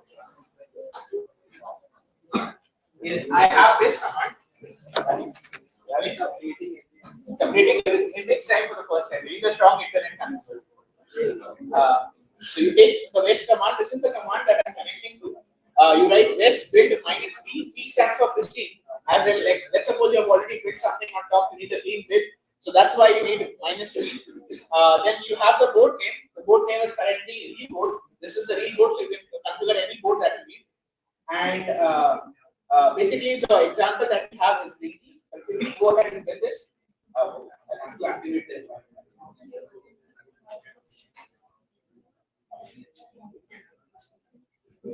So hopefully this should build up and not fail at the last moment.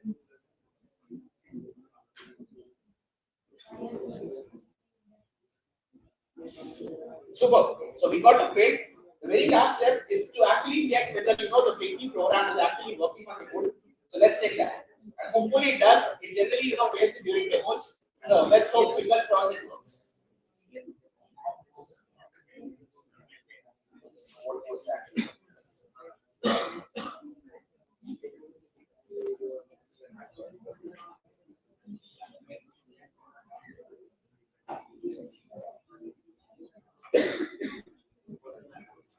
Okay, so as you guys can see here, I have this billboard. I did the Blinky program. I'm not touching anything.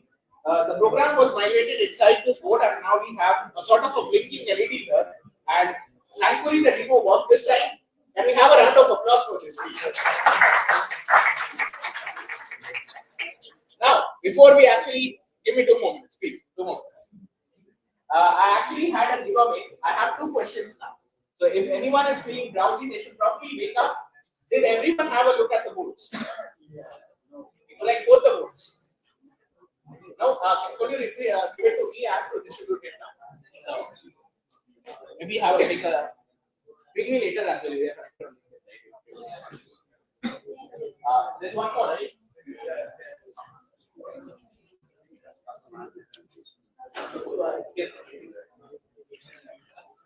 Okay, so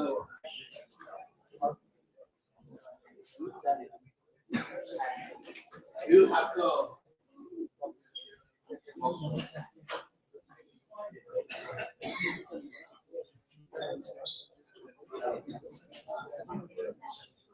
So I have a mix of 2 questions now. Those 2 questions are for you guys. Let's see how attentive you guys have been. Let's see whether I have to.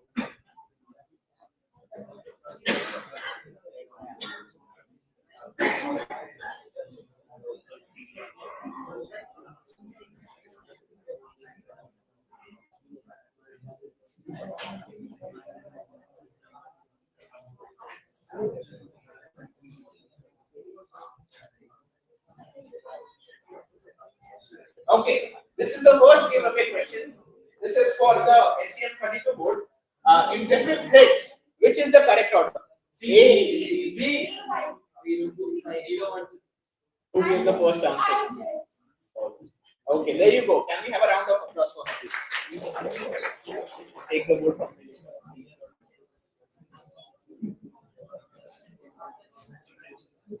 And the next question, be attentive. I'm not going to distribute it again to you guys now. You already got one.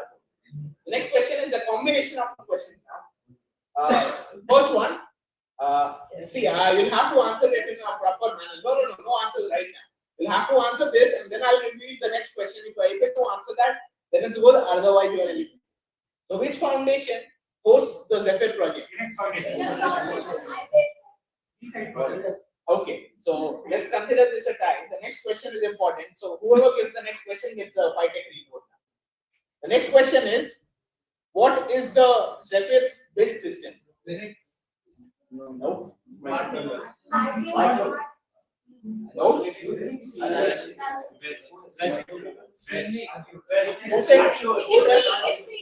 No, it's not C. See. You already have a board, right? So who answered C? You guys answered it? You already have a board, right? I'll send you a board afterwards. No worries. So here we have this board. Who answered C? There you go. Can we have a round of applause from them as well?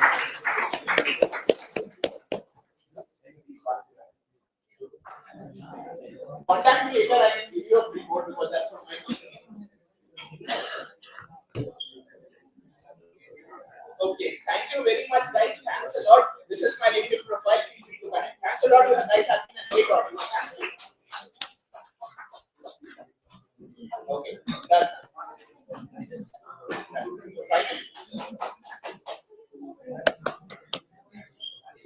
Who got the STM32 code? Try looking up and loading it.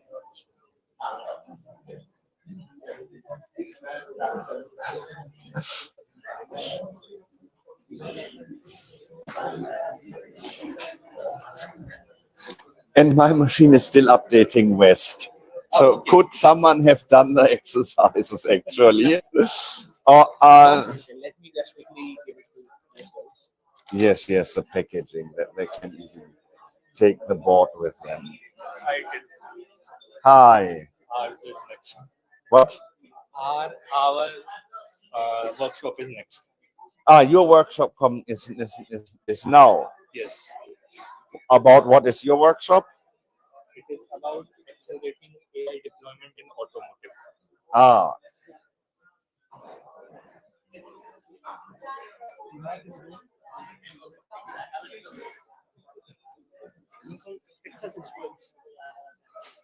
What is this? This is also good. ARM based, but this one's Linux. This does not run Oh, okay, Xavier. this is the AM69 ARM based. Nice. I also have that one. Yes. Really good. And this thingy drives a car. Oh, you had a presentation. This is your driver who brings you back to the airport.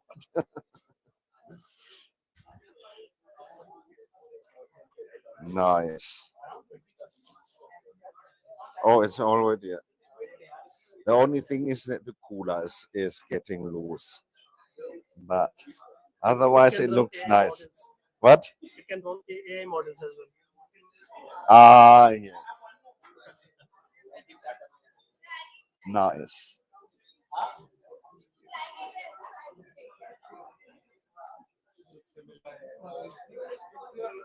You probably need here some exhibition space.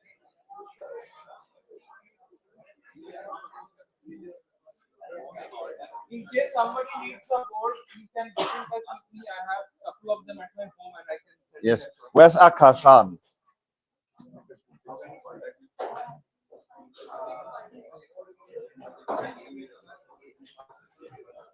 As I will take away some parts here. This laptop should always be running.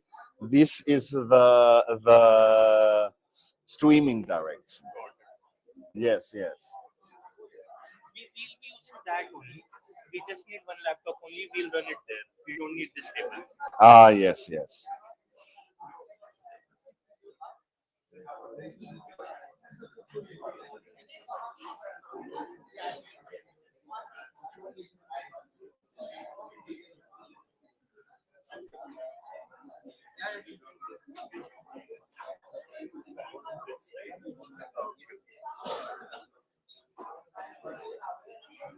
Do you have water? Yes, I've taken some. Take a screenshot on LinkedIn capture on my.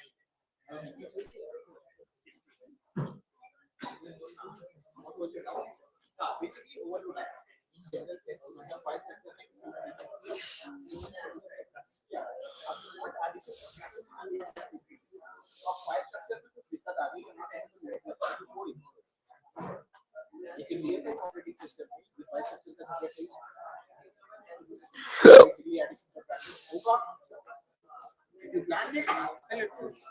Hi.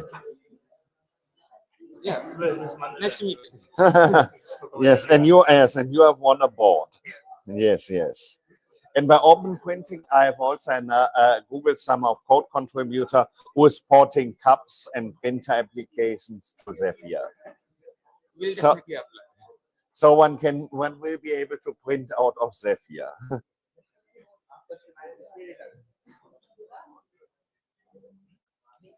So you will be able to print with this board. Do you think, do you think you would be available to come to Kottayam? To what? Is it no problem? We are no open first class. Let's see, maybe I invite from the college side. Yes, yes. I don't know now. Yes, Not how? right now, but we could see it. Yes, yes. We could exchange the contact for that.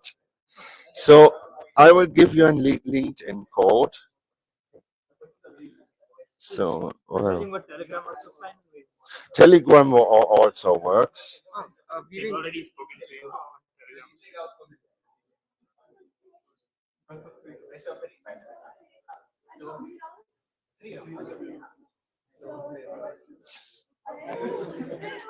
You're pretty famous. You can just search it.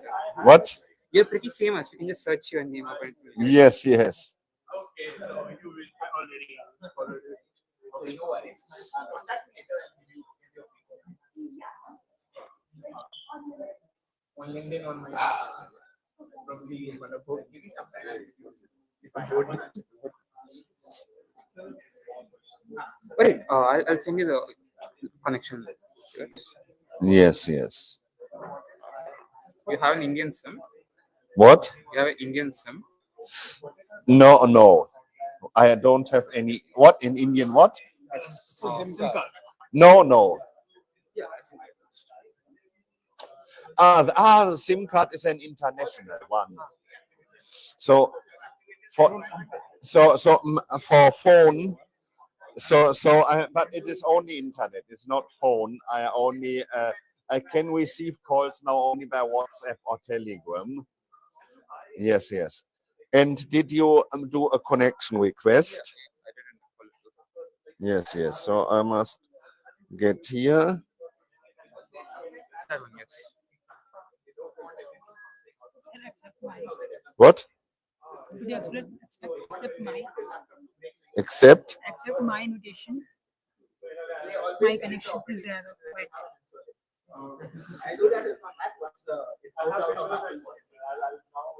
Okay. I will send. There are so many requests that that there are many.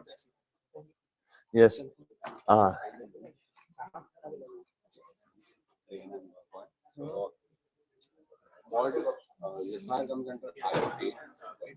It comes under Internet of Things. And you are also working in the IoT. I am working on a mix of AI, artificial intelligence, machine learning, Linux kernel development, cups. I'm working with cups and scanning, Linux and printing on printing and scanning on Linux, and I'm also working on IoT. So those are the primary 5 domains that I'm using this.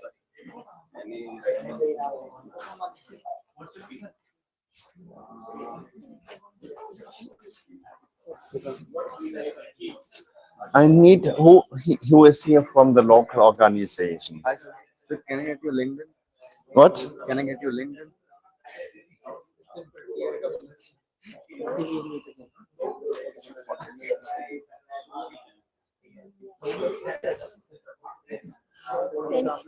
So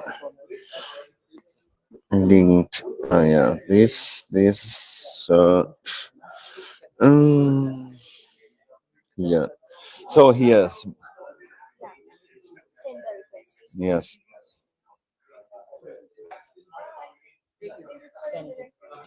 Yes. So Yes, can you have yes. your photo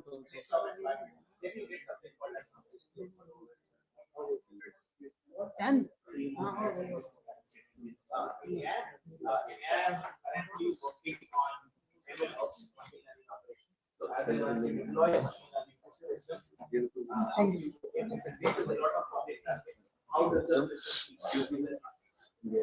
Now I have one question. because now there starts another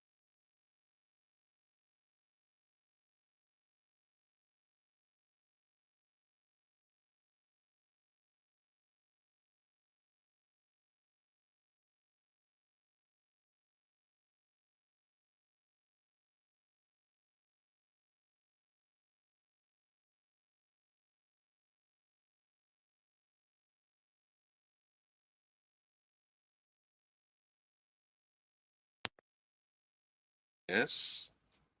I will put it. Yes.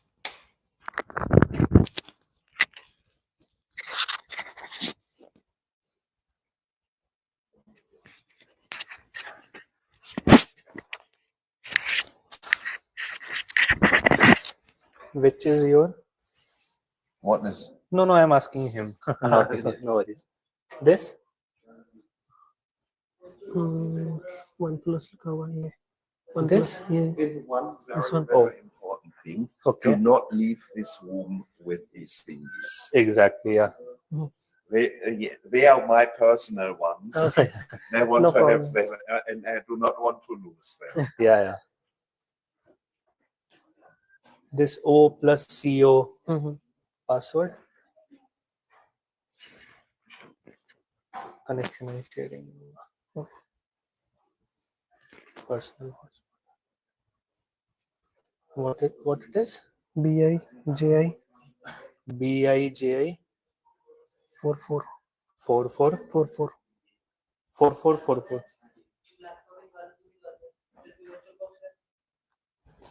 Just connected now. Yes.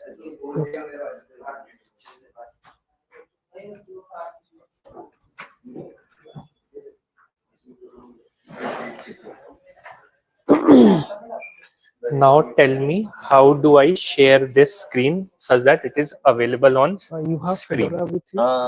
Oh yes. On the You need to project, install that. I yes. have already One installed. is to get it into the streaming. Mhm. You need to get. You You need can to just get install via the Fedora, remote speaking link VM. into Okay, just search for StreamYard. Fedora. Did you do in that? Google. No. Yes, this you have to do. Pretty simple. Yes. I don't know what is the internet speed over here, but No, yes, but he needs to connect into StreamYard, and there are the yes, links. yes. So the links of speaking remotely go down, down, down, down, Okay, down, but down. you need Fedora to run this game. Yes. So that's the Yes. reason I'm asking. This? Yes. I saw you have laptops, so that's the reason I'm asking you to install so that you would be able to run the demo. Yeah.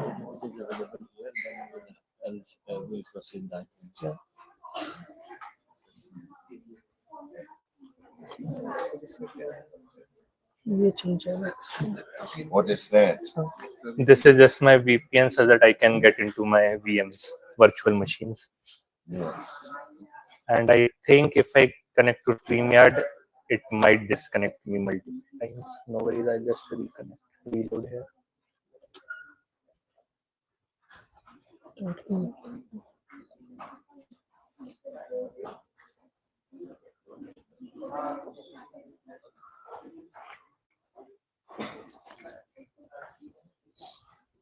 Of your laptop, Mhm. the microphone and the speaker should be turned off.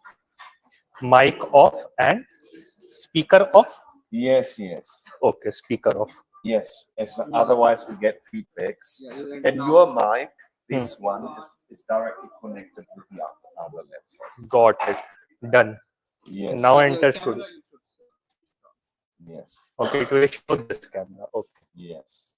I would if can I just turn it off because we are on this hotspot and it will already take bandwidth. So Yes, yes. It's not needed. okay. Now I guess I can share my screen. Yes. Entire screen one.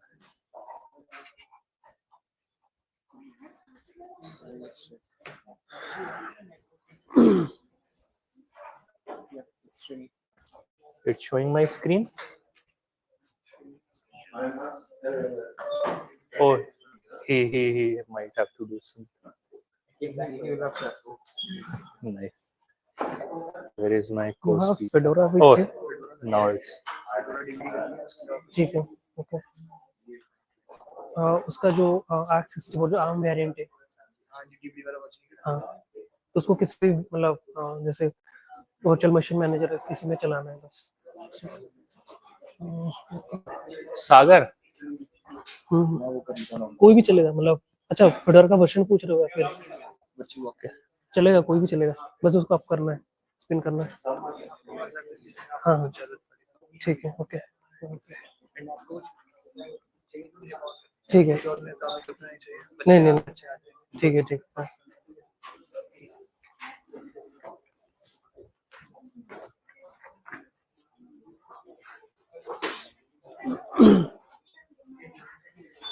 You have Fedora installed with you? You need to install Fedora to run this demo. अब इनको बता दोगे?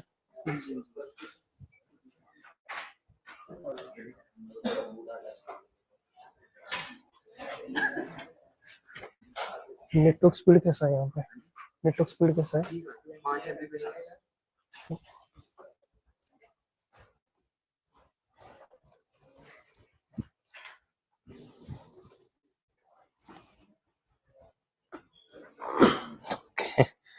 Oh, Alright. no, I'm just logging in my VMs again.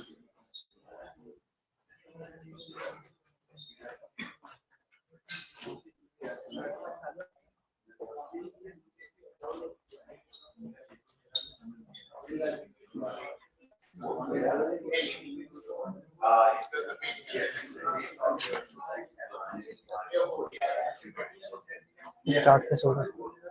Start ये on है, green दिख रहा है ना? हाँ तो दिख रहा है क्या ये? Shall we start? Yes, yes.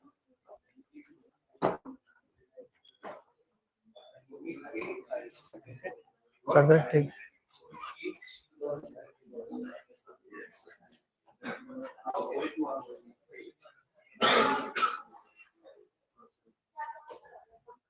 Hi everyone, my name is Swaraj and welcome to Accelerating AI Deployment in Automotive, which is a unified approach. Myself Sagar Sundare, I'm working in Red Hat in vehicle operating system team. So before we start, how many of you are actually planning to do the demo with us with the laptops? And this is okay. And do you have Fedora VM running in? Okay, you have, and you are downloading it right now. Okay.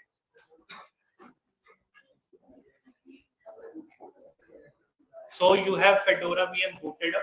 Yes, Fedora Fedora workstation. Okay, and it is ARM, right?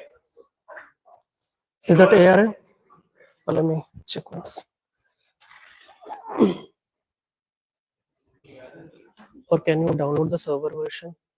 That will be much. Yeah. So this is fully installed. This, I mean, this is ARM or is it x86? This So this, ISO image. This is the so the demo will be divided in two parts. The first part. Could you show me the link You don't need the VM. You can just where run you it just downloaded anywhere. so that I can this check? is fully installed. The second part of the Okay, this is demo fully will be installed here. Okay, this is Fedora And we have system the model. VM ready with us. In case you don't have the VM booted up, we will show you that here. And we will give you the repo links, which has all the commands and everything for you to set up at home and try this out. Sounds good. So I'll get started because there is some theory part first, and then we'll come to the demo. Okay, so we'll cover why AI is required in automotive. So before jumping into the automotive stuff, so just can anyone tell me, I mean, what is the important ingredient of AI? Just any random guess. What we need to process in AI? Data, right? Data is required. So here you can see inside a car, there are different units. You can see instrument cluster, airbag, engine management. So there are different units. You can see like these are the ECUs. So I will just show you how it looks like. So it will look like something like this. So this is a high performance computing. So in that, we'll be pulling some AI model and running it on top of some operating system. So that I would explain. Just to interrupt the board that you saw in the last talk, it is approximately 50 times more powerful than that. this is basically running some AI models. So that's the reason we need some powerful processor. So that's the reason. I mean, we need data. So if you would compare the amount of data generated by any kind of device, so car is generating more data than a jet. So this is a fact. So these are the ECUs for high performance computing inside. So those are generating sensor, generating more data. So we need to process those data, right, in order to, I mean, have some meaningful data out of those. So that's the agenda. So that will explain that which tools and which platform we're using, so that you could process those AI models and run those AI models efficiently in our operating system. So what do you, Suraj, take it away? This is our agenda, what we discussed today. First, we look at a very cool CLI based open source tool that we have built at Red Hat, which is called Rama Lama. It is based after a song and not the Hindi song, the English one. You can search that. Then I'll give you a demo Rama Lama. For this, you don't need any VM. You just need a terminal, and you should either be running Linux or Mac. It will not work on Windows. If you're on Windows, you can run on Windows subsystem for Linux. Then AI automatically and demo on that will be covered by Sagar. So let's go to Rama Lama. So what it is, as I said, it is a CLI-based tool which facilitates easy, secure, and open way to run your LLMs locally. It bridges the world of AI inference with the world of containers using these technologies which are listed here, such as Podman, Docker, OpenShift, and Kubernetes. So among these four, I think you must have heard of. How many have heard of all the four? Three you have. Two, Podman, Docker you have learned. Okay. Cool. So OpenShift and Kubernetes are for container orchestration tools, and Podman and Docker are for running the tools. So let's talk about some features of Rama Lama. So the goal of Rama Lama is to make the complexities of AI very boring, such that working with the AI becomes exciting for you. Right now, the complexities are so much complex that people generally are hesitant to get into it. So Rama Lama bridges that problem and makes it very easy for you to run models. So it has one line of install command, and any model which you want to run, just one more command. So in 2 commands, you can just start running any LLM you want. It is OCI centric by default. So anyone knows full form of OCI? So it is Open Container Initiative. So let's say Podman, Docker, if you want to build your own container engine, you have to follow these guidelines which are set by OCI. These are standards. So to run the model, the inference engine is provided to you in a container. And the models are provided as those OCI artifacts, and containers are not strictly required, but it is very much easier to run via container because it enables you to run those models on a secure, isolated environment such as a sandbox or a virtual machine. It is daemonless by default. You don't need to start any background processes. Just run the command and that's it. Everything will start running. However, Rama Lama also allows you to run servers of LLM so that you can connect your front end or any application to the LLM and use those APIs to get chatting or question and answers with the LLMs. It has very fabulous accelerators. Rama Lama will automatically discover whether you have any graphics card or a tensor processing unit attached in your VMs or machine, and then it will pull the relevant images which we have created. And these architectures are supported, CPU or any AMD, Intel, ARM, everything. This is very important part. It is open to multiple model registries. So there are many other tools as well which you can use to run LLMs locally, but they don't allow you to pull models from anywhere. We allow you to. You can pull your models from Hugging Face or models, and if you have your own image repository somewhere where you have those OCI images of your own built model, you can just add them in the config, you can pull those. And we are adding to these lists that we can have have more model registries. This is again which none of more popular CLI tools offer you. So you can even choose your inference runtime. Does anyone know what is an inference runtime? When it comes to LLM, no, so I'll tell you. So LLM needs an engine to run. Now those engines can be of multiple types. So all these have some advantages and some disadvantages which you can explore later. So these inference runtimes also you can switch. Other CLI models don't allow you to. They generally stick to one inference. Okay, this is exciting. Let's say you have explored a model on local and now you are like, okay, now I have to deploy it somewhere. How do I do that? So Ramalama allows you to generate Quadlet and Kubernetes YAML deployment files directly. So you just run a single command, it will give you a file output either in a Quadlet or a Kubernetes YAML file, then you can apply it whenever you want and your model will be deployed directly. So we have deployment support as well. Okay, this is very famous thing which is in news quite a lot. So it is retrieval augmented generation. So Ramalama allows you to add your documents on top of any model that you want as RAG. It will create a vector database in your system.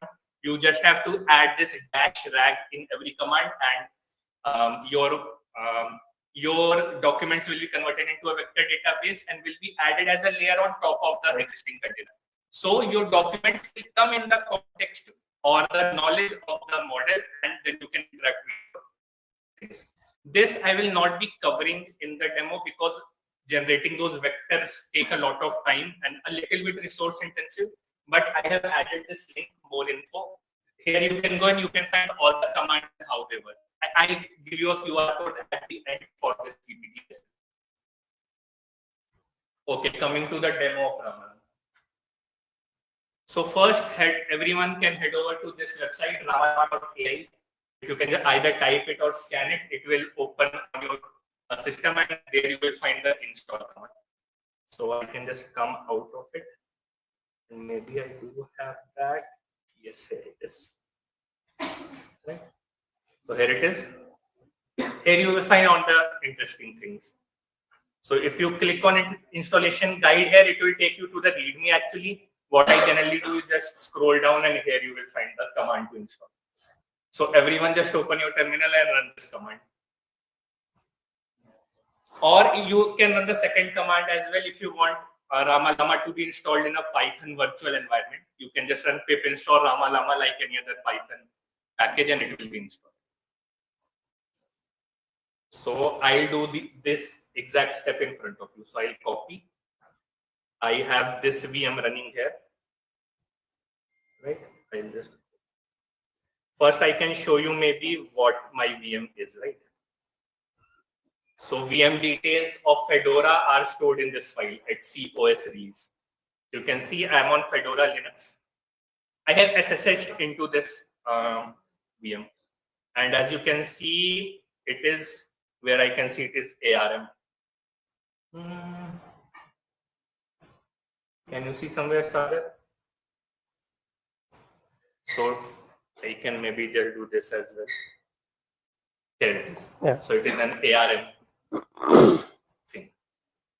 So I need to run that command. Oops.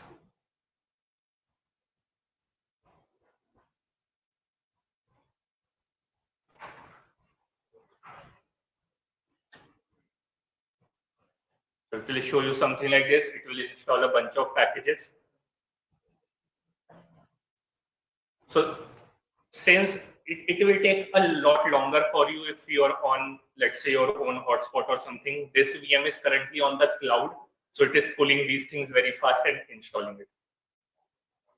So that I can also recommend, although I'm not very sure whether you have access to any cloud or not, but you can have a Fedora VM in a cloud. In that way, it would be easier for you. But let's say don't run it on cloud. Install your VM on your local machine and then run it. So yeah, Ramalama is installed on this VM. I can do Ramalama version. So it is the latest version, 0.12.1. How many of you are actually installing it right now? Can you raise your hand? Okay, you are doing it. Cool, cool. Let it install. I'll give 2 minutes. So when you install via this script, it does a very cool thing. So how many of you know what are man pages in Linux? Man pages. नहीं पता? So Linux के commands के there are pages like documentation. So let's say ये वाला command you must see ls. बहुत common command. It shows you lists the file in the current directory, files or folders. But how do I know कि इसका documentation है, right? So what I do, I just write man, and then I can write ls and enter. So इसका सारा documentation यहाँ हो जाता है terminal पे, and you can go through it. Now, how do you guys will learn it? I will say कि explore more Linux, learn to live in the terminal, and you will learn all these things. इसमें सारे examples and everything is there, right? So by installing this via this method, not the pip, but this one, it gives you man page of Linux man page of Rama Lama as well. So you can do man Rama Lama and enter, and it will give you the man page of Rama Lama. So no need to even go on the internet to find things. And man pages are linked actually, so there are man pages for each of the sub command of Rama Lama as well. So that you can find at the bottom. Maybe I can just search like Rama Lama pull. Right, so here it is, Rama Lama pull, how it works. Okay, shall I proceed or should I give 2 or more? I should proceed. Okay. So now what I will do, I'll come back to the PPT. I'll just go on slideshow mode. As you can see, I showed you cat XCOS release, and I showed you, I guess, I have written here Python 3 version. I should have written Rama Lama version. Okay, here it is. So this is the command I ran, right? This command to install it. I have added these ellipses because it was a lot of output, then Rama Lama version and man Rama Lama as well. Got it? Okay. Now let's run a model. So running a model is pretty simple. I can just write Rama Lama.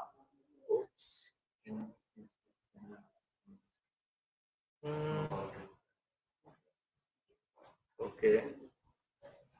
Rama Lama run.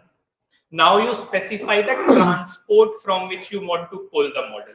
Remember those transports I showed you, Hugging Face, Olama, model scope, and your own. So I'll write, I want to pull a model, let's say from Olama. So I will write Olama. This is how I specify the transport. Now I can write the model which I want to pull. That you can go on Olama and see the model names are there, right? So I will pull, let's say, Granite. Let's see even if it is available or not. Okay, Granite was not. So there are some shorthands as well. What I generally do, I don't write this thing. Then what it does, it basically looks first in a short names conf file if it is present there. Otherwise, it tries to pull from all the defined transports. So this should work. So it is a big model, as you can see. And since this VM is on the cloud, it will pull it very fast. It will take around a minute to pull it. Yeah. Sorry? You have some question? Sure, you can just tell him.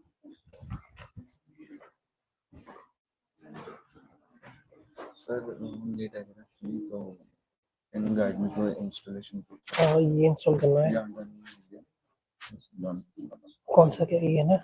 AWS हाँ. इसको भी चलाना है तो कोई virtual machine manager, virtual box ऐसा कुछ है? Yes, box. है ना वर्चुअल बॉक्स? तो इसमें उसको चलाना है. Okay. ठीक है, बस इतना ही करना है.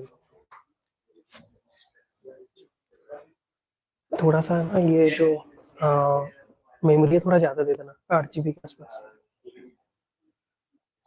See that वही तो मैं समझा रहा हूँ ना. This मेरे वाईफाई से तुम्हारे में तेज नहीं चलेगा. That is the thing. This VM is running on the cloud.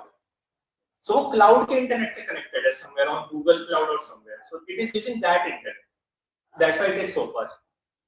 So I know कि अब थोड़ा internet issues है, but at least I can show you this here. You can go home and at least try that. I will give you all the commands. Don't worry. it will see first it pulled the model.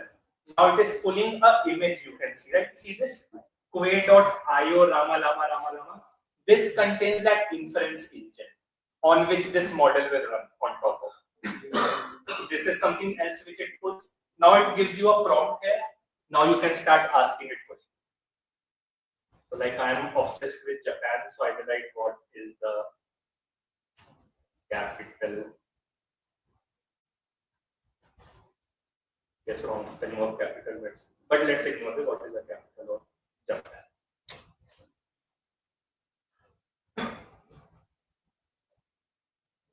See, that's how easy it is to run a model. There's two commands I have run: installing it, and yeah, just this.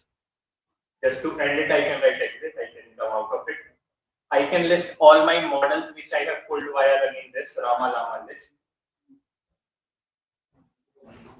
It will show I have pulled this model, right? This is the model which I have pulled. Now let's come to some next commands.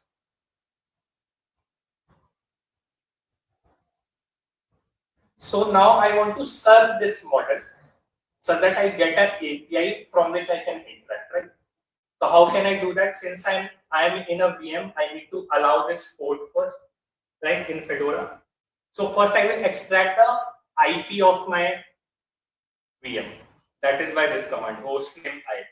Then I will allow my firewall to allow any incoming request to this port, and I will make it permanent.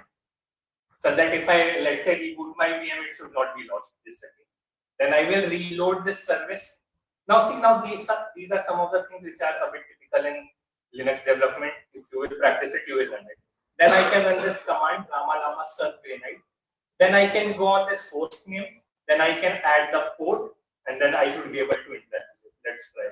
This thing I have not tried in a VM running in cloud. Actually,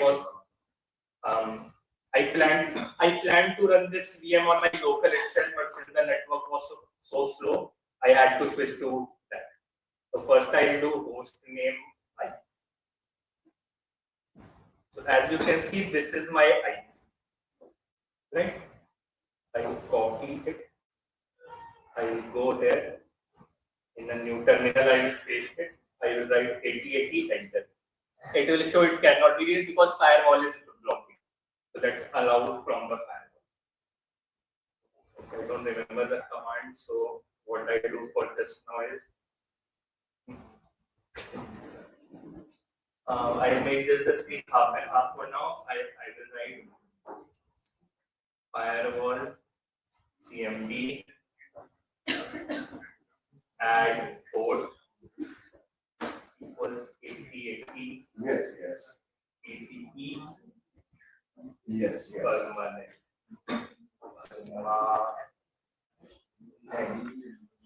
The spelling is okay. Firewall D is not.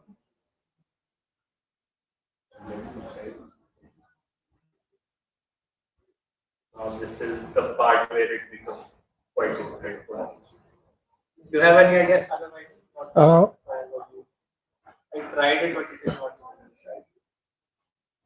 You wanted to disable firewall, right? You wanted to disable firewall, right? No, I need to I need to tell firewall to allow any traffic coming to it. Yeah. Okay. This is where I guess I failed. Anyways, so this is how you will run it on your system, and it should allow it. For some reason, firewall is not running on my system, so I'll not waste more time debugging it. So I can just switch to the slideshow now and continue with the commands. Here I have the outputs as well, so that at least you can know how it is working. So once you allow it and to serve a model, you just write Rama serve and again the model. It will throw you a bunch of ये Fedora है ना? and then it will end with this line, main server is listening on this. Install करना है Then इसको. what you can do, Okay, install. okay, Zoom this is करके our दिखाएगा. then you can what you can do, you can put your IP address here. Then port 8080, if you put enter, it will open this on your web page.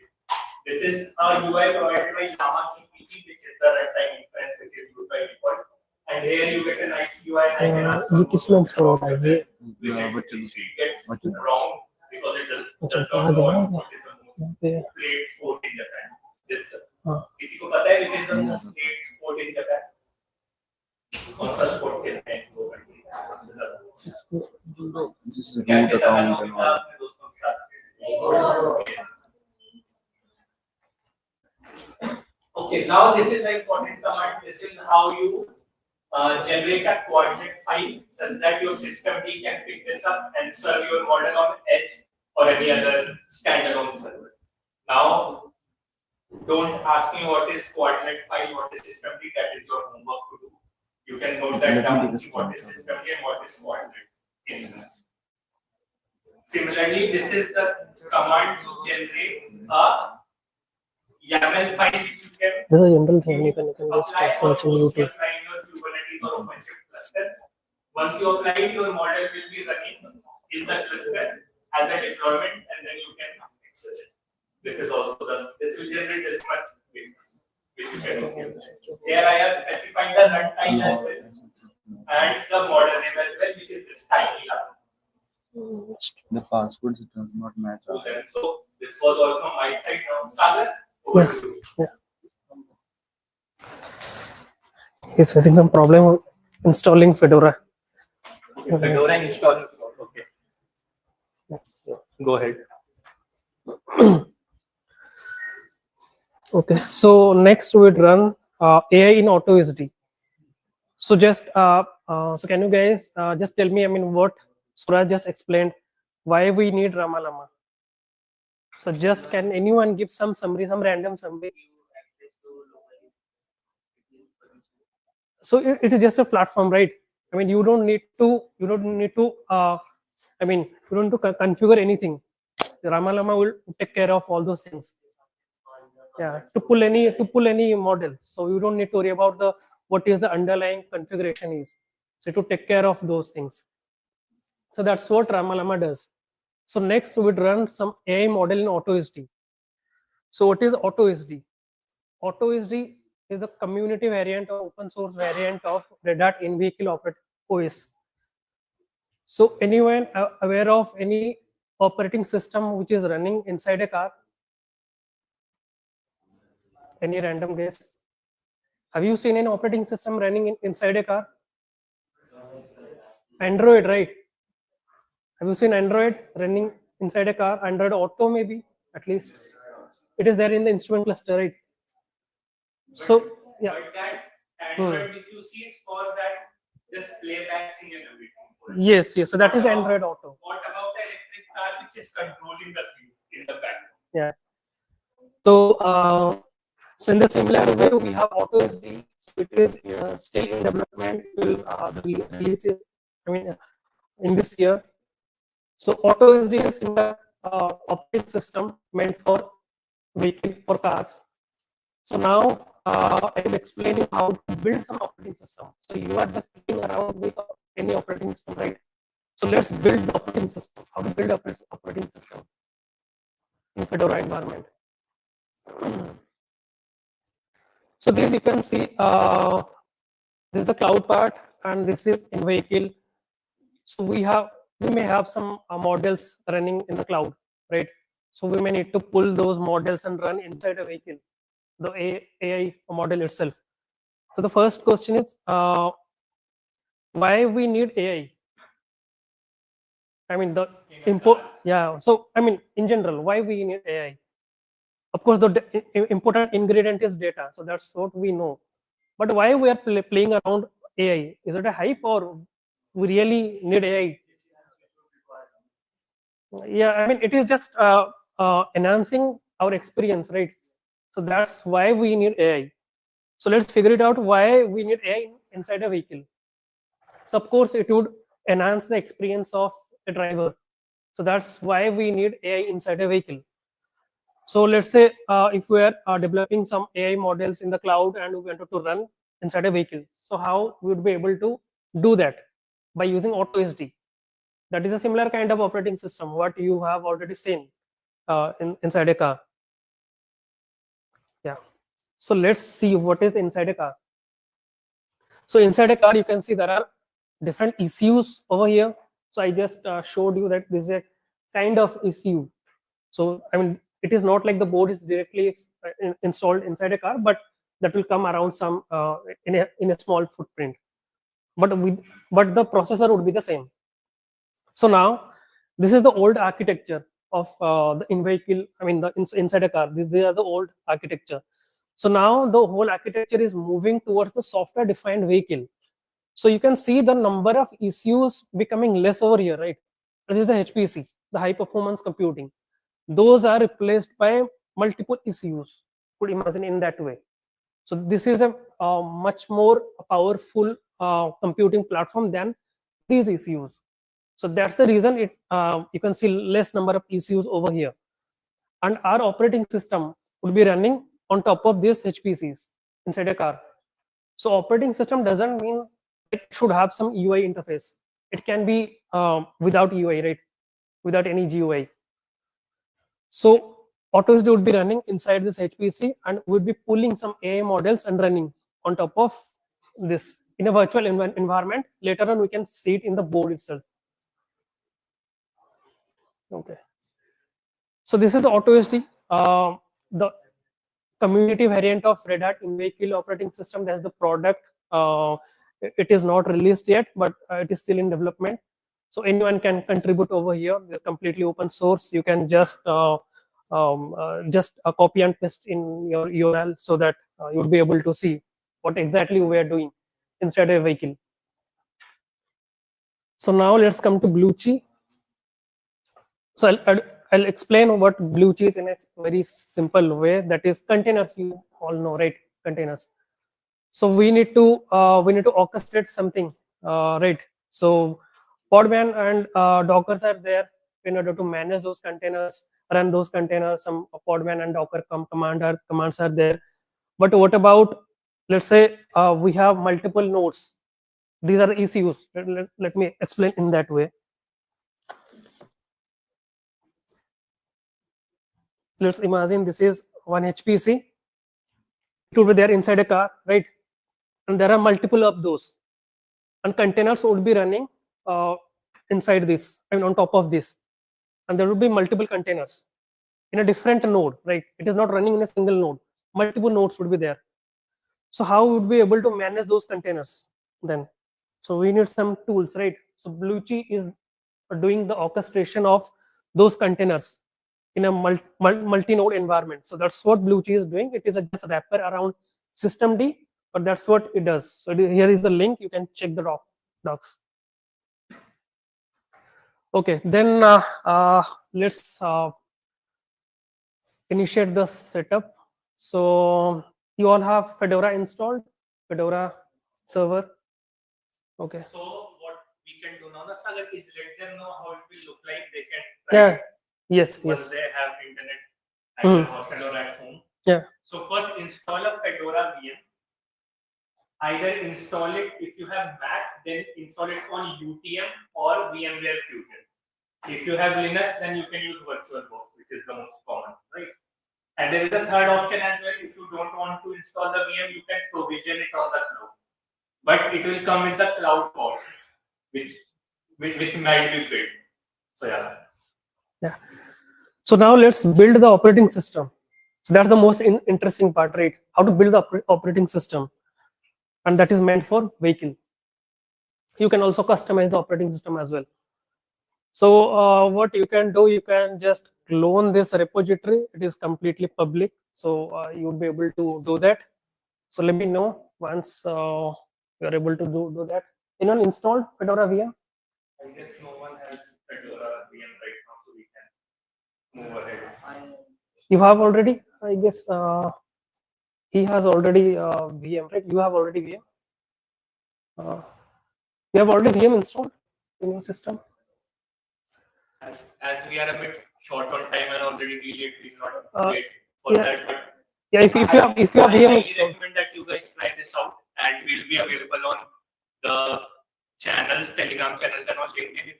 If you have any doubt, you can always reach out. Yeah, so it's just a very simple command. You can just clone this Git repository, then you know to check out the branch. This is important. Those who have Mac or have Fedora VM in ARM, then they need to check out this branch. Yep. Okay. should I show the Git repo? Yes, yeah. So here it is. I am on ARM branch, as you can see, and once you go to the README file, you will find all the commands and all the steps that you need to run. So it is just running these commands one by one, and then you can build your own image and run it. So I guess Sagar. So this is the most important part. Maybe maybe in the slide I would In explain. this slide.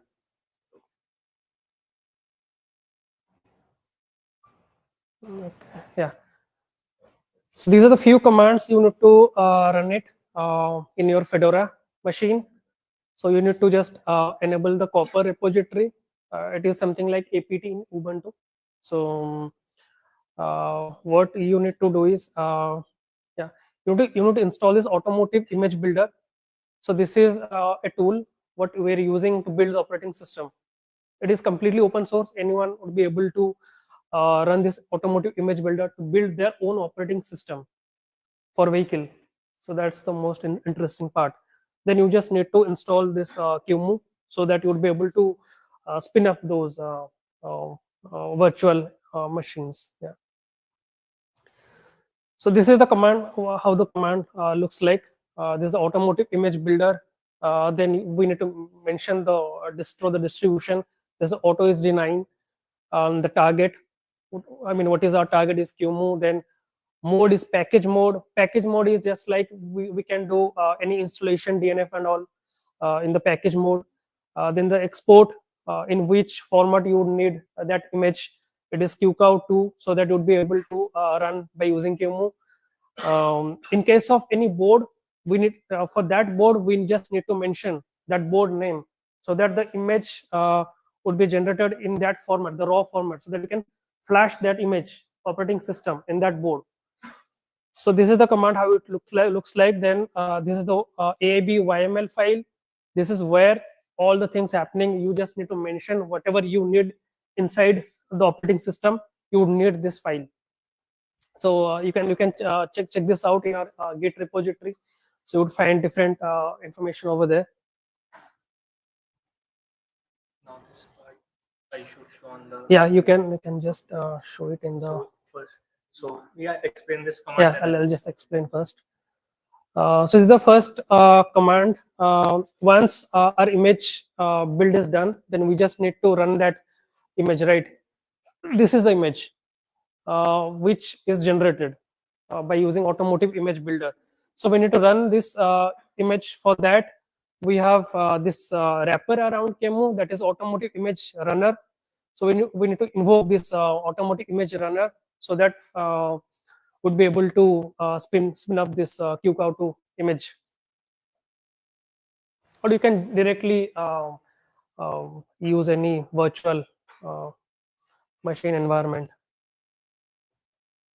So now I will run. So we have built the image already, because building the image takes around 10 minutes.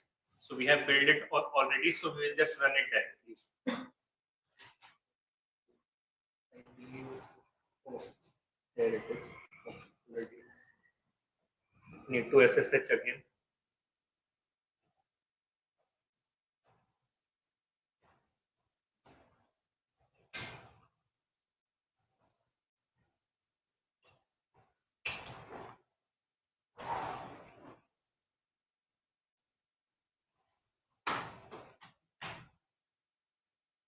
This is not the right name.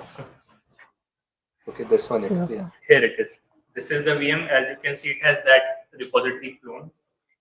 So I will cd inside this.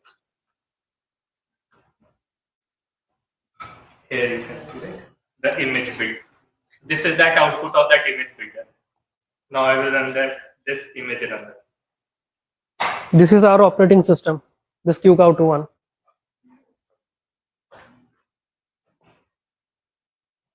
It will throw a big output.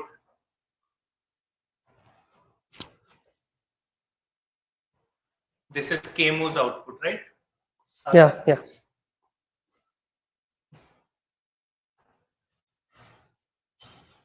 So this is the operating system which we have just built, and now we are just running. I mean, we're just spinning that image.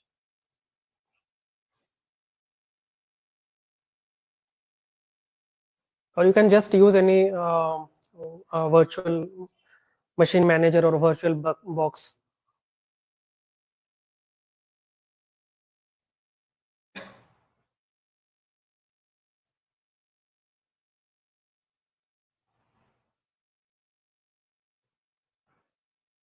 In the README, we have the outputs of this as well. So if your output differ, then you can at least look, yeah, I have done something wrong or some config was not correct. You can match with this output.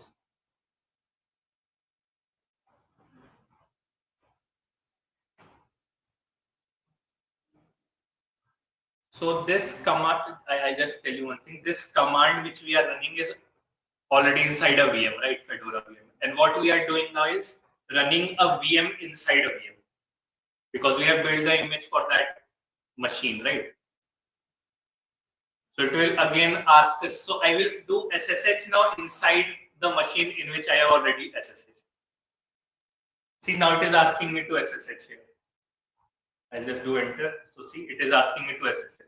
See, I mean, it is not mandatory at all to do SSH, but if you do SSH, then it would be, I mean, this the terminal would be very, I mean, very friendly. So no need, I will not do SSH. So I will let you know the login and password for this, because this is hard coded in the YAML. So login is root and password is password, all in small.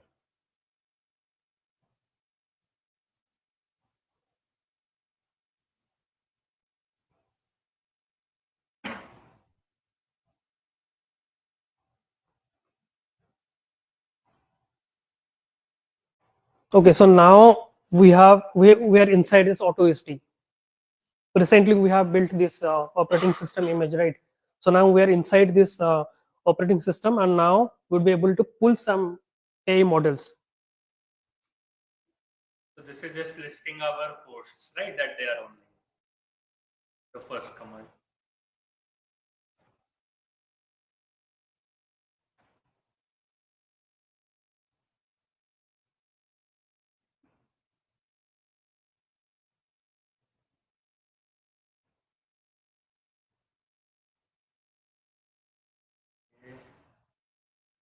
For some reason it is not showing anything. Okay, now. Oh.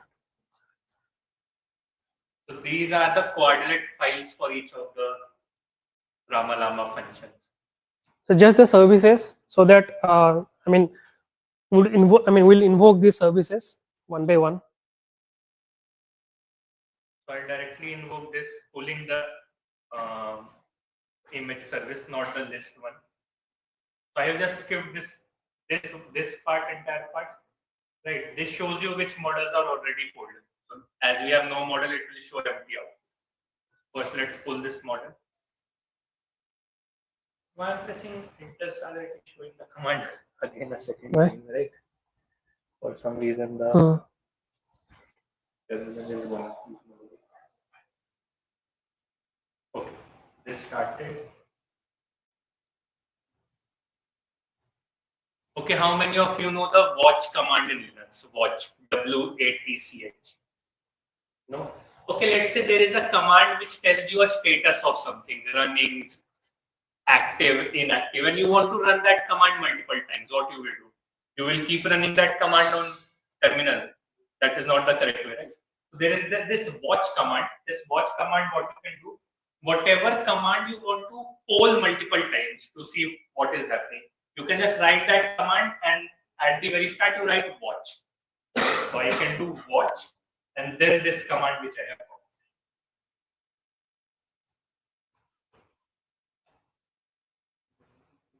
So here, as you can see, it is showing every 2 seconds it will run this command and show you the output, and it will refresh that same pattern.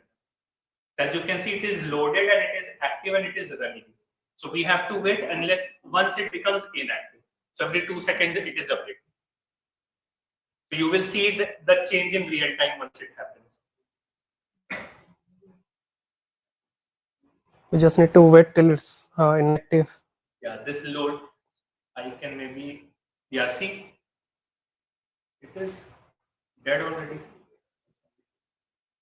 I guess it is done. It is Yeah, it's done. right? Yeah. Now it is inactive. So it is done. So how to come out of this watch? I can just do Control C. I will come out. Here I am. Now what we can do is directly run the server one, right? Sagar. Yeah. So I'll copy this. Now we have pulled the model. We will now post the model.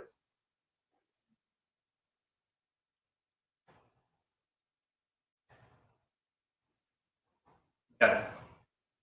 Now I can do this completion part. So since we have served the model now inside this image, now we can run this to actually ask it a question like build a website in 10 simple steps. Right? Now this will take some time because running that server takes around a minute or two. So at least 2 minutes it will definitely take. So what I can do, I can just copy this. I can paste it here. And first it will show you connection refused because the server has not started yet in the backend. See this connection refused is showing. But if I run this multiple times, eventually it will show me the output. So what I can do now, a cool thing, I can do watch. But watch in this case is no good because it actually does this wget command, something like that. So let's not do watch, let's run this multiple times. Watch is for something which gives you the output very quickly, and the output is terminal based, but this is not terminal based that much. It just takes around a minute or two to start.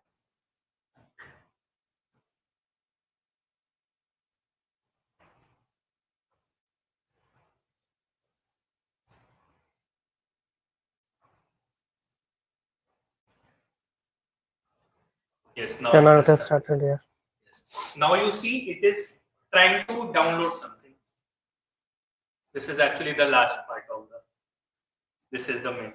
So we'll see. I mean, how the output will look like. We just pulled our AI models and serving. So now see the output. So now this command will take also 1 minute, 1 or 2 minutes. You can see we're using Podman. So there's similar kind like Yeah. Docker. So yeah. What now you might ask in a car these outputs should be very fast, right? Why it is so slow here? Because we are emulating the stuff, and the VM does not have that much memory required. It does not have that much processors, and on top of it, I'm running a VM inside a VM, then a Podman container, 3 layers of. So it is actually consuming a lot of memory. That's why it is slow. But when we run on this board, it is just directly runs on the hardware. There is no virtualization or anything. Doing virtualization is costly. That we are doing 2 times, 2 VMs. Then running a container engine is costly. That we are doing 1 time. It will show the output already, I guess. That's passed.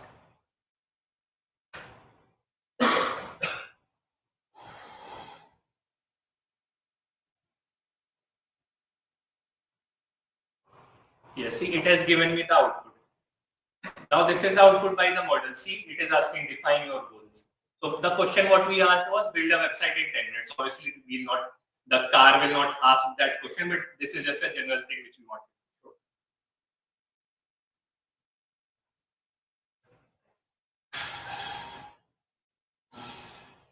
show. So we ran all of this, right? Yeah. So we can also pull some different models also that is mentioned in the Git repo, so that you can follow. So the most important part is here pulling the AI models without knowing what is the underlying thing. So Ramalama makes it easy, and then in AutoSD and Bluechy, it is very simple to know the status of your AI models. And the most important part is it is running inside a container, isolating the host environments, making it more secure. So that's how it is. I mean, that's how Ramalama makes the AI boring, and we can see it in the board as well. So that would take some time. The same set of commands I would be running on top of that board. Image is already flashed. You can see it here. I have a memory card installed over here. So similarly, you have already seen that QCOW2 image, right? The virtual image. We're using some virtual environment Kimu to spin up that image. So similarly, I have generated already the raw image by invoking this automotive image builder target, and I have generated the image for this board, and it is flashed in this memory card. You can see, and the same set of commands I can use to pull the models in the board. So for that, I would need some Ethernet connection. So maybe if you guys have some time, then I can show it to you. But it is already over. Yeah. Yeah. So if you have time, so I would need some time to connect it over here. So let me do that.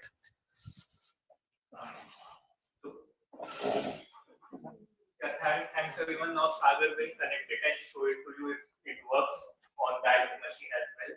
And please scan this QR code and please let me know that you are able to access the PPT as well.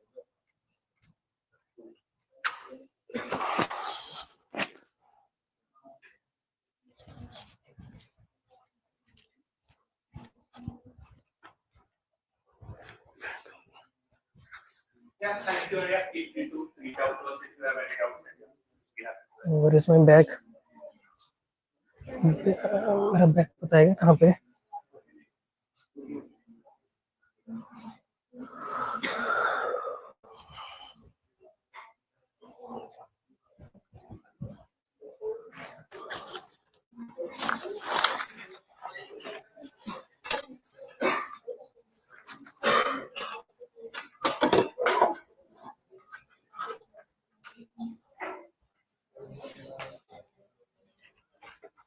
So the board requires a power connection and a Ethernet connection.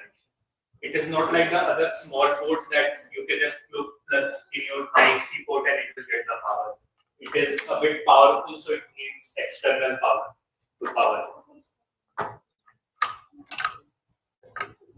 And also, since it would be running in a car, and car will already have some Wi-Fi chips with it, so it does not come with a Wi-Fi. Other boards might come up with a Wi-Fi, but this one requires the Ethernet connection.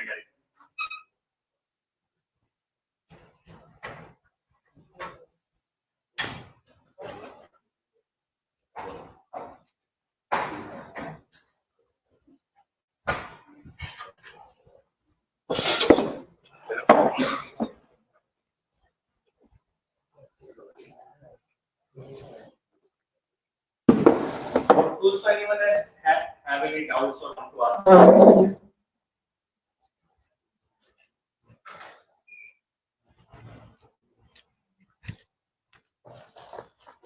Okay, in the meantime, you can ask any doubt if you have. So I would just need some time to connect it.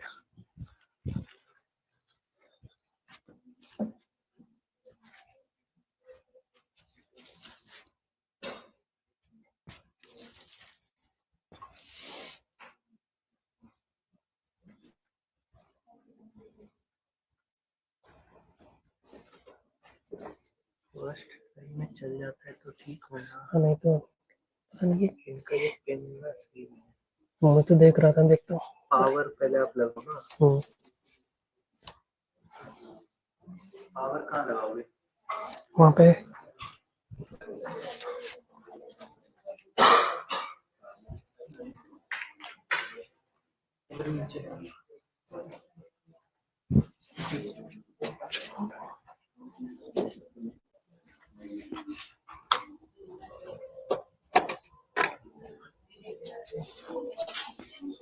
If you want to see the output, if it works, then you will have to come here because we can't bring the laptop here, right?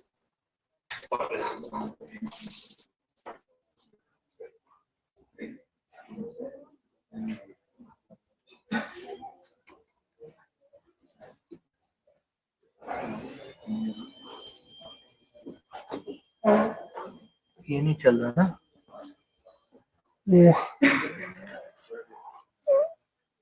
ये जो cable है ना, मतलब ये थोड़ा सही नहीं है, मतलब उसका ऐसा देख रहे हो? ये छोटा है बहुत ही। अच्छा, वो टूट गया होगा।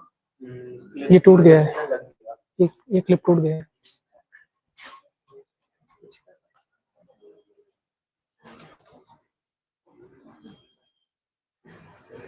यही एक था क्या और नहीं मिला और नहीं मिलेगा शॉर्ट ड्यूरेशन तो ये सर आई गेस फिर नहीं हो पाएगा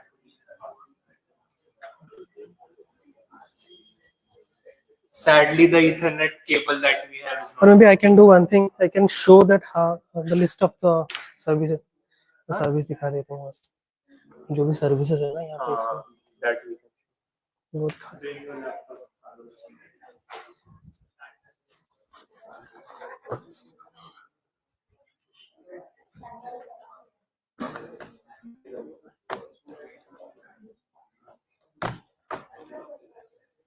can remove this now I guess वो तो हो गया ना